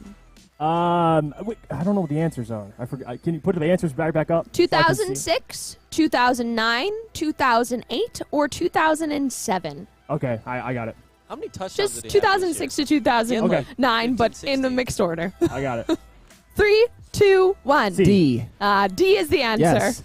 I think he had, 1287 and 16 touchdowns? He had 16 touchdowns. 16 with the touchdowns. Browns. With the Browns. Derek Anderson is his quarterback. Hey, Braylon. That's on me. That's on me. I was 1 year off. It's all right. Okay. Keep going. 2-1. Next. 3-1. Flannel's letting you know. 3-1 never Whose scared nobody. favorite music genre is smooth jazz? Oh, this is... A, Maz, B, Gabby, C, Ryan, as in Ryan Ermanni, or D, Neil? Smooth jazz. Kidding me? I'll lock in. Gotta be Maz. Yeah, this is some weird smooth jazz. I fuck with jazz. Jazz is good. Jazz is good, but smooth jazz, Jazz is so good. Miles Davis, John Coltrane. Let's go. What? All right, I think I have an answer. 3, 2, 1. B, C. The answer is D, Neil. Neil. Oh my. Neil, yeah. Yeah, he's probably Skiddity he just scat. lets out all of his rage There and he is gets no in the car. way in hell that Neil runs on a treadmill and listens to smooth That's jazz. when I listen to jazz a lot of the time. I listen to like jazz or like really peaceful music when I run because it calms your mind. It like lets you lock in and you're just like, oh, this isn't so bad. Like it has like it has a constant flow. Yeah, name a last time someone said, "Man, I need to be fired up. Turn on some jazz." I love It's not Supreme even John like that. Coltrane. It's like the ultimate like mental lock-in because there's nothing for you to get hyped up by but your mind, and then you kind of let everything flow. You know what? Next time you make fun of me for listening to white noise, I'm going to bring white this noise. up. Gabby listens to white noise, where it's just like 475 hertz. That's Dahmer activity. That's serial killer activity. Yeah. You're not even listening. You're just listening to noise. Like it's not even a sound. It's just It's like static, but when I'm actually trying to get work done, I can't listen to music because it's either I'm paying attention to the lyrics or I'm paying attention to like the beat, and then I'm paying more attention to that than I am to the work that I'm doing. I don't give that a pass. White I noise. do not give that a Just pass. Neil, I got to have a conversation with Neil Rule later on when he pulls up. But you know what? It is what it is. Did you get it right? No. No. Thank God. Thank God. All right, we're good. How many fights did Darren get into his rookie year? Holy. A, 23, B, 15, C, 19, or D, 7? I got it. I'm going to lock in. 3, 2, 1. C. The answer is A, 23. What? How? How many games did he play? All right. That's all right. Wow. Probably like 23. Maybe even 22. Maybe even 22. I know he whooped a lot of ass, but I mean, 23, I picked 19. It is what it is. I knew it was a lot, but I just got it wrong. All right. Well, D-Mac's a 3-1. dog. 3-1 still. He is a dog. Ryan Ermanni graduated from the University of Michigan in 2001. Do you know what his degree was in?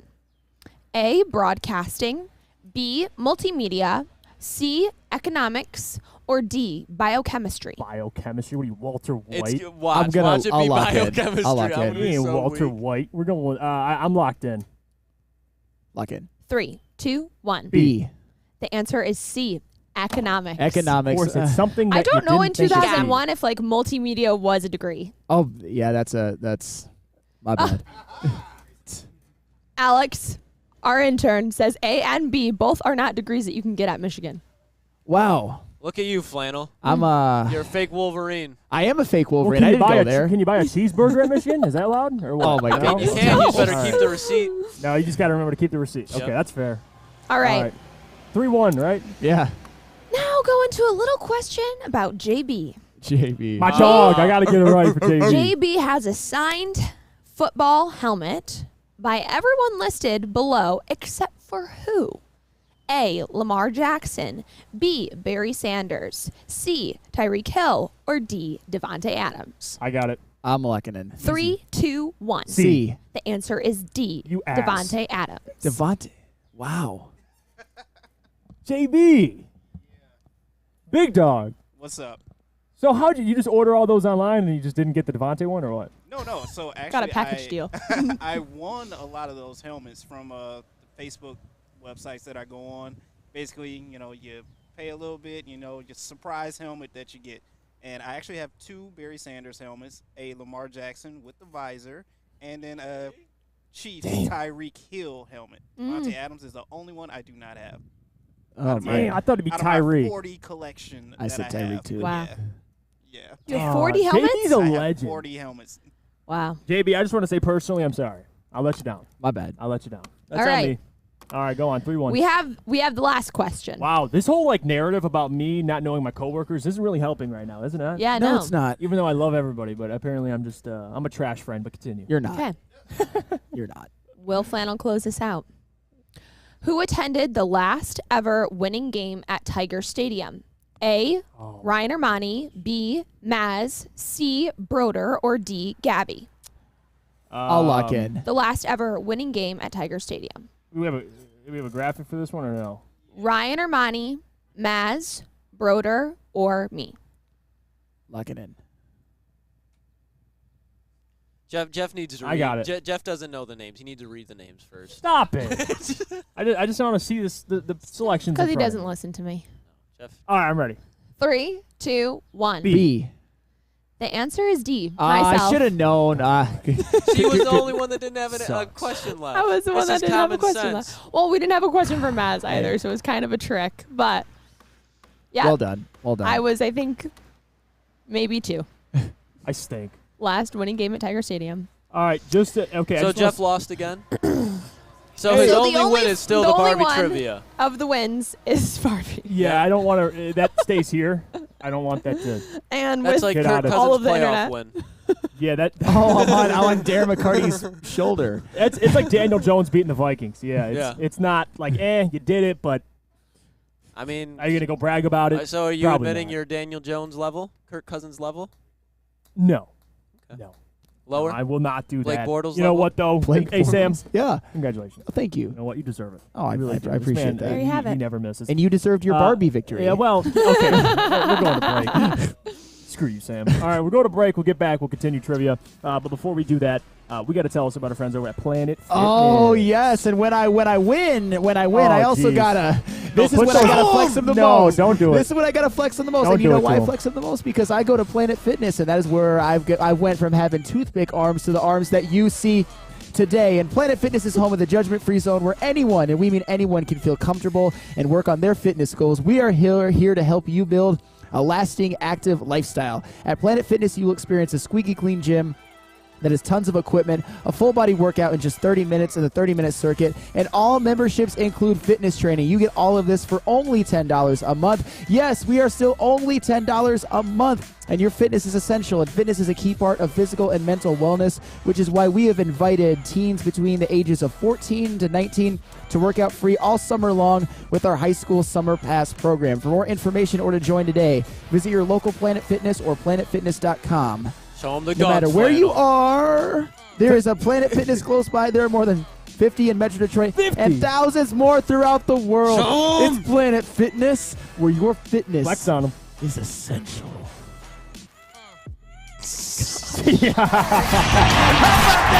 How you doing, man? All of Detroit's sports teams live on Woodward.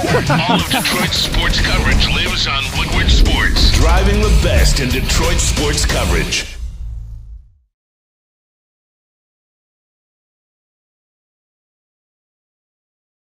At work and at home.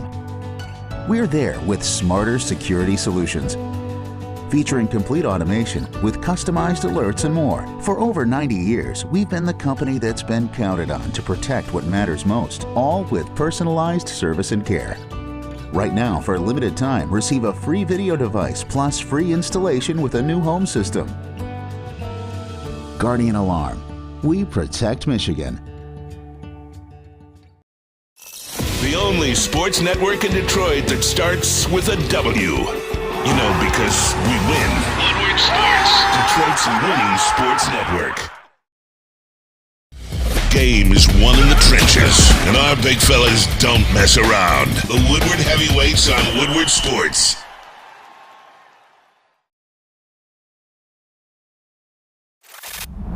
Love Woodward Sports? Love wearing clothes? Then you should be wearing Woodward Sports clothes. Check out our full line of merch at woodwardsports.com. Just click on Shop. We have all your favorite designs, like Dan Campbell kneecaps, Beverly Hills Golf, Woodward Golf, and of course, our own logoed out merchandise. Men, women, infants, kids all love Woodward Sports. Impress your friends. Impress your boss. Impress your dog. Buy Woodward Sports merch today. Okay, let's talk through all these golf events that you have coming up. Gabby, I'm glad you asked. Got my calendar right here.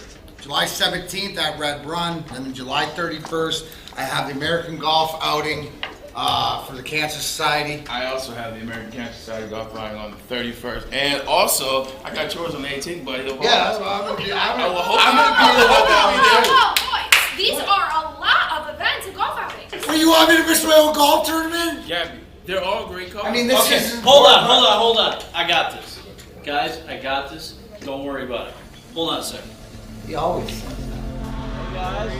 Thanks for coming so fast. How are you?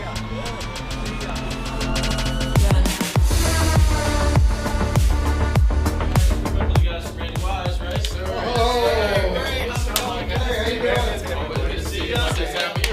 The Randy Wise Celebrity Golf Tour. Watch for the eye.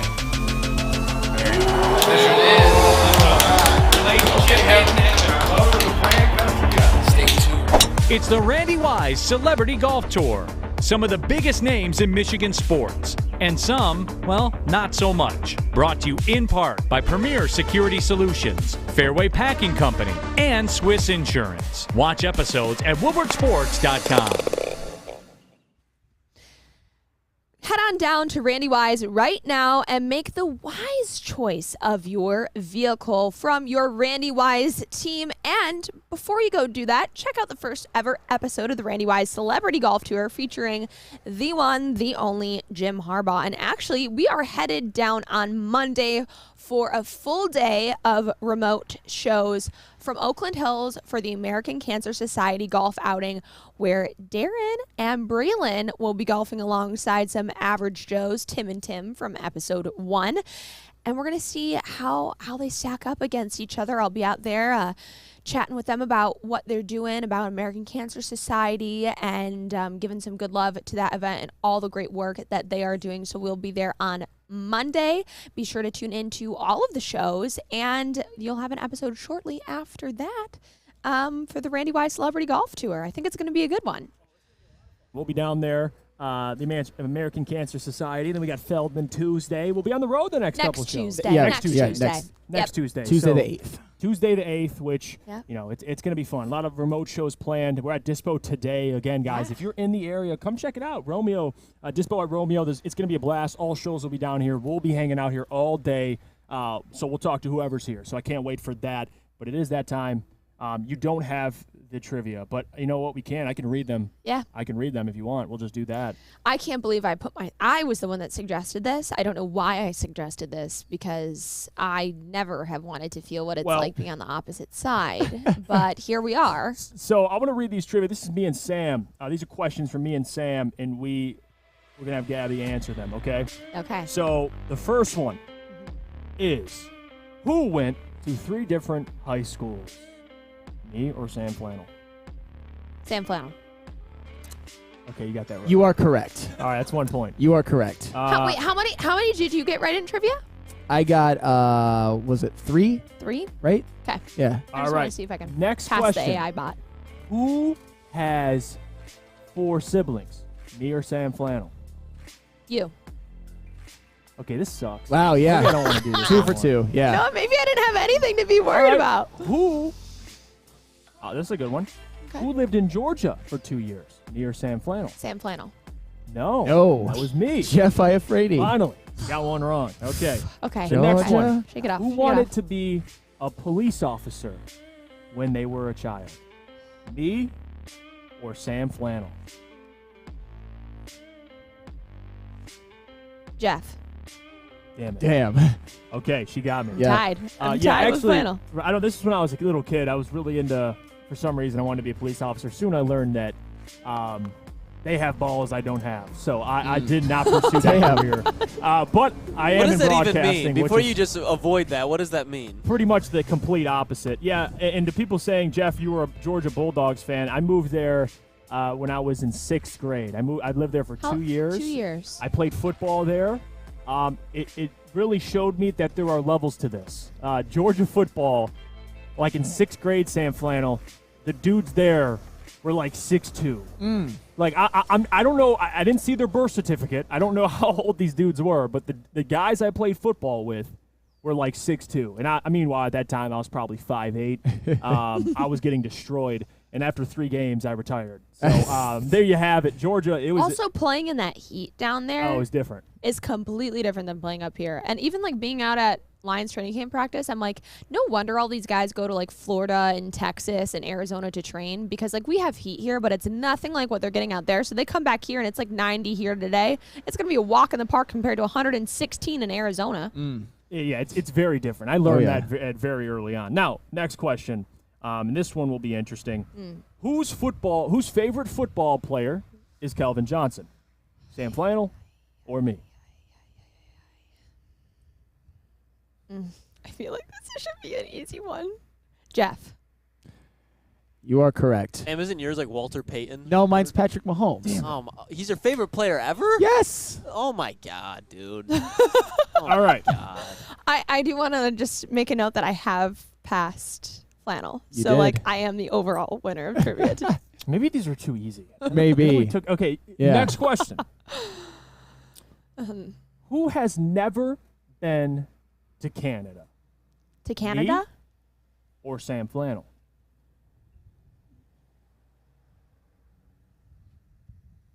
Flannel. Damn, you are correct. All right, this is stupid. All right, next question. And we'll do this one to close it out. Okay. Who played drums until the age of 16? Me or Sam Flannel? This is an easy one. Jeff. No. Yeah. It was Sam Flannel. Flannel's definitely got that drummer vibe. Hey, Sam, and I already see some of the people chiming in. They say Sam, so Jeff in there as Darn, well. I should have been looking at the chat. That is Sam. You play drums to the I age can of still 16. play a little bit today. It's just something that it's just something that I kind of. Did you go went by the down there and wayside. just rage on the drum set? Oh yeah. Hey, 100%. I should have guessed that because of your taste in music. So Jake chimes into the chat. He says, to be fair, Gabby has a 50-50 shot at her answers where Jeff and Flannel had a 25% shot. Yeah. So that's fair. Well, also, what I don't think is fair is that it was questions about both of you, and both of your body language immediately, almost every time, gave away who it was. Oh really? Damn. Jeff wouldn't make eye contact with me. That's why I didn't get this last one, because you weren't making eye contact when It's the all question Jeff's was about fault. you, and that's why It's I thought all it was Jeff's it. fault. All right, and in case you guys didn't know, another fun fact, I can't lie, so there's another one. We'll go to break. When we get back, Gabby just kind of walked all over you, so that's fine. That's all right. I beat the AI bot. That's hard to do. Congratulations. Thank you. When Credit we where get back, credit's we'll due. get to what's trending with Lucas, and then we'll get to mailbag, so get your questions ready. But before we go to break, Sam Flannel, I will tell you about our friends over at Outdoor Equipment. Get it together, Allow me Jeff. to do that. Because, guys, your childhood may be over, but certainly playtime is not. Outdoor Equipment Company is your source for outdoor power equipment sales, service, and parts, carrying top brands such as Bad Boy, LS Tractor, Stihl, and much more, servicing the Great Lakes region in Metro Detroit and Greater Lansing. For more information, visit them, OutdoorEquipCo.com. Outdoor Equipment Company, your power equipment playground. Get a shot up. This is for the win. All of Detroit's sports teams live on Woodward. All of Detroit's Detroit sports coverage lives on Woodward Sports. Driving the best in Detroit sports coverage. Love Woodward Sports? Love wearing clothes? Then you should be wearing Woodward Sports clothes. Check out our full line of merch at woodwardsports.com. Just click on Shop. We have all your favorite designs, like Dan Campbell kneecaps, Beverly Hills Golf, Woodward Golf, and of course, our own logoed out merchandise. Men, women, infants, kids all love Woodward Sports. Impress your friends. Impress your boss. Impress your dog. Buy Woodward Sports merch today. Big Boy Strawberry Fest has officially arrived, and we're here to show you the very best flavors of the season. Satisfy your sweet tooth with our deep-fried vanilla Oreos, strawberry hot fudge cake, and a slice of our classic strawberry pie. But that's not all. Cool off on a refreshing summer splash salad, or savor the flavors of our chicken Caesar wrap and strawberry bacon chicken wrap. And for breakfast lovers, don't miss out on our strawberry hotcakes or our mouth-watering red velvet waffle. Strawberry Fest is something for everyone. Celebrate the sweet season with us at Big Boy. We don't like to brag that we are the toughest sports network in Detroit, but we do have a guy named Darren McCarty on our side. Lemieux and McCarty, who've had a good knockdown drag up. There they go, right on the whistle. They were talking to one another. Woodward Sports. Welcome, everybody, back to the Morning Woodward Show here on the Woodward Sports Network. Thank you for sticking with us towards the end of the show now. Don't forget, if you're on YouTube, hit the like button, subscribe if you haven't already. And more than that, though, leave a 5-star review if you're going to re-listen to the show on any podcast platform you listen to, Spotify, Apple Podcasts. We're on there, Morning Woodward Show. Leave a 5-star review. It's that time, though. Check your watches. I don't have one, but it's what's trending with Lucas. Oh, Flannel, I told you you're going to like 940, and it's rumored. This is now a rumor that Davante Adams, he wants out of Vegas, and you know where he wants to go, Flannel. He wants to go to the Jets. It said there will be rumors swirling that Vegas receiver Davante Adams could be asking for a trade soon to join the New York Jets. Aaron Rodgers, his longtime Packers teammate. Something to remember, though, Davante Adams' dream was to play with his childhood team with the Raiders. So now he's ready to move off his childhood team, it looks like, and he wants to go play with Aaron. Do you guys think this move will happen? And if it does, what do you think this means for the playoff implications or the season as a whole? I'll let Sam take this last because he can speak more on this. And I guess in a way, I thought Davante should have never left. But at the same time, he got his money, and he still has an opportunity to go reunite with Aaron. Now the question is, do the Jets feel like it's Garrett Wilson season? You know, do they feel like he's enough? Because you can never have too much talent. But getting a guy like Davante Adams with that contract, Sam Flannel, it's going to be expensive. You're going to have to trade up assets. And assets, I don't know if the Jets are willing to fork up. But, hey, if they're willing to do it, I mean, F it. Everybody come join New York. Hey, but guess who just restructured his contract to give himself less money? None other than the most selfless man in the NFL, Aaron Rodgers. Let's go. Hey, I'll tell you what, if Davante Adams comes to the New York Jets somehow, some way, they will find a way to lose in the AFC Championship to Arrowhead by 3-7. So they still lose, and they get Davante? Oh, yes, they say it, Sam. No, they still lose. You are scared. I'm not scared. Say they'll beat the Chiefs. No, they're scared not like Jeff is with the Lions. Oh, they're not beating the Chiefs, but I'll tell you what, they'll go 13-4 and win the AFC East 100%. Because, and Lucas, this is not an opinion, this is fact. The last couple of years when Aaron Rodgers was winning MVPs and Davante Adams was his #1 wide receiver, they were the single greatest connection in all of the NFL, quarterback to wide receiver. And they could get to that this year. I think maybe the only one who you could say is better would be maybe Mahomes and Kelsey. I don't really like... Yeah, I mean, probably not. Yeah. Yeah, and I don't know. I don't even consider like comparing them just because Kelsey's a tight end. You know what I mean? Like it's a completely different situation. Sure, maybe Hurts and A.J. Brown, but I would say Aaron Rodgers to Davante Adams. That would be the #1 connection in the NFL, and Garrett Wilson would be your #2 on a rookie contract. Sauce Gardner on a rookie contract. Yeah, like Quinnen Williams already locked up. This question, Dante says, who the hell does the Jets give up to get Adams? I mean, they would have to give up. They're not going to give up Sauce or Garrett. No. So then they're probably going to give up maybe Breece Hall because with Josh Jacobs. They're not I'm throwing out names that they give up. It's going to be hard to get that deal done. It will be. Davante's a lot of money. Just give him Zach Wilson. Call it even. Maybe Jermaine might be Johnson. better He than- sucks, right? Might be better than Garoppolo. Yeah, no doubt. All right, what else you got for us, Lucas? Well, we saw Inside the Den, and I just want to reminisce on the Sam Let's do Laporta it. interview. So, JB, pull it up for us. Do you like run blocking? I enjoy run blocking, yeah. Physically dominating somebody. Do you feel like you're a complete tight end? You can do a little bit I of everything? do, yeah. I think I'm extremely versatile. I think I'm tough enough to stick my nose in shit, but also finesseful enough to get open and create separation. And shit. Yep. Finesseful and shit. I love it. That's full of shit. He just looks like a Tim Chad. Jordan, I don't know why I love him. look at though. that clock. I don't know. I just keep seeing it tick. You're sweating. I bet I am. Where's it I'm trying going? to do Where's well. it, Dan? Here we go. We're putting everybody through the ringer. Why should coach draft you? I'm a locker room guy. Easy I think I mesh well with really any locker room. Not to mention that I'm a damn good football player too. What? You ain't gonna have no problems with me. I Wow. mean, it doesn't get better than that. I mean, Lucas, you have a lot in common with Sam Laporta. I mean, I would say you so, both just- like physically dominating men, and you both like sticking your nose in shit. So it's like, Damn. I thought me and you were talking I'm after just kidding. this. I love you. No. We're not, I'm not just kidding with that one. But Laporta, one of the things I wanted to spotlight besides this was just I thought it was really cool that they showed the combine interviews. I didn't realize till after that those were like before they were drafted. And I mean, this man was just risen Dan up. He had all the right answers. He was like, "Yeah, you'd like to think I have 10 hands, but they're gonna get better. And once I start high pointing the ball, it's over with." So this man. And you know what's funny though, Lucas? You look at him saying that I would like to get better high pointing the ball, and then you fast forward to like his 45-inch vert that was just displayed at training camp. The dude is like getting better by the day. Maybe Lucas, you know what?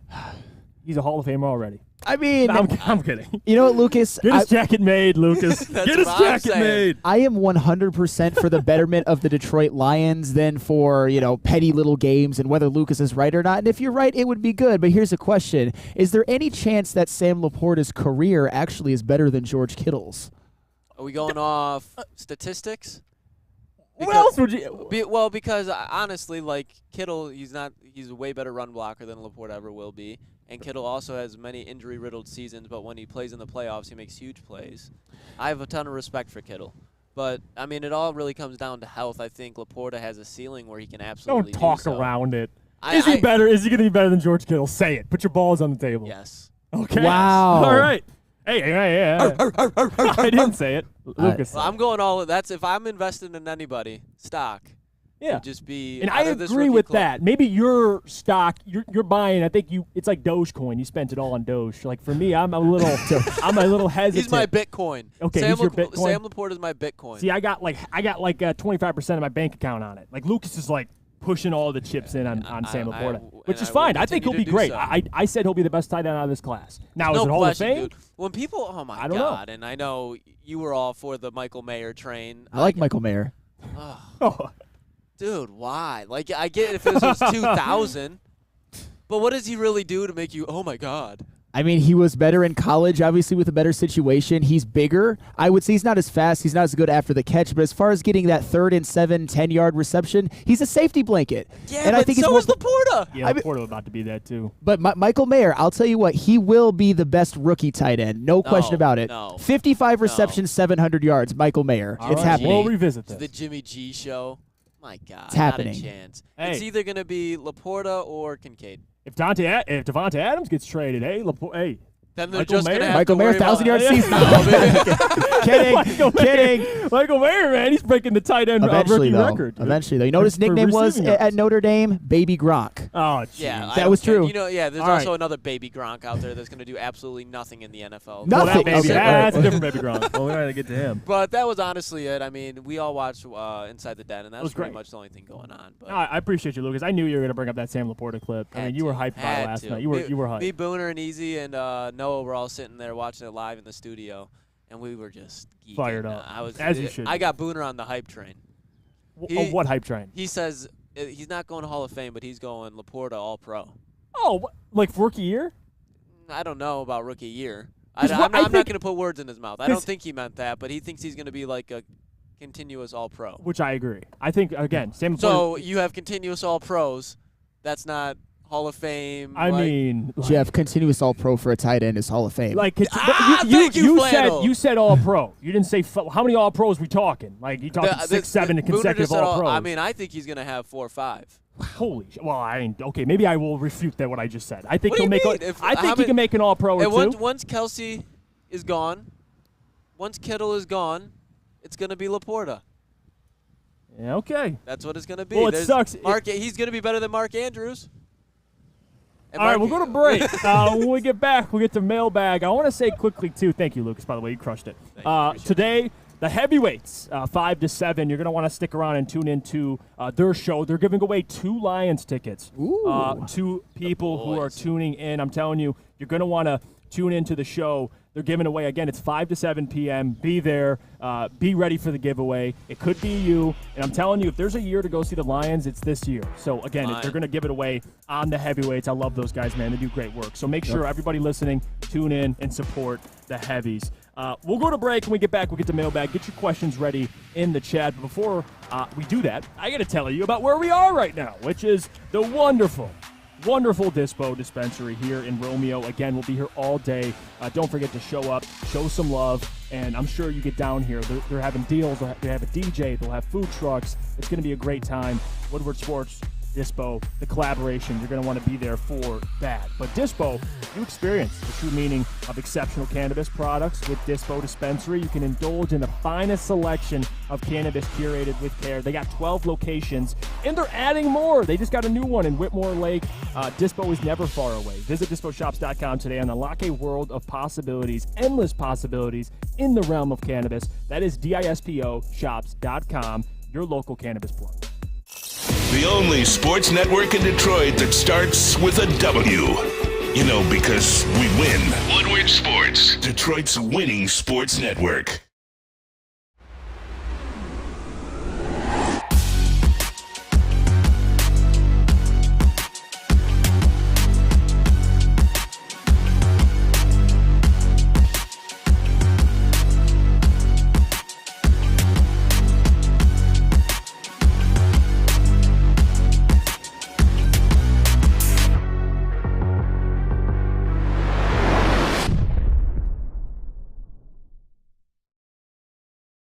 Gabby is a college student struggling to study for her big exam. Then, she discovered Syntron, a healthy way for her to stay awake and focus. Jennifer frequently has chaotic days like this until she gets online, orders some Syntron, and finds her groove. April visited her local grocery store, purchased a case of Syntron, and entered to win the Syntron 100K Vegas giveaway. Pick up your case of Syntron today at any Meijer location or visit drinksyntron.com/Vegas and enter for the 100K Vegas giveaway.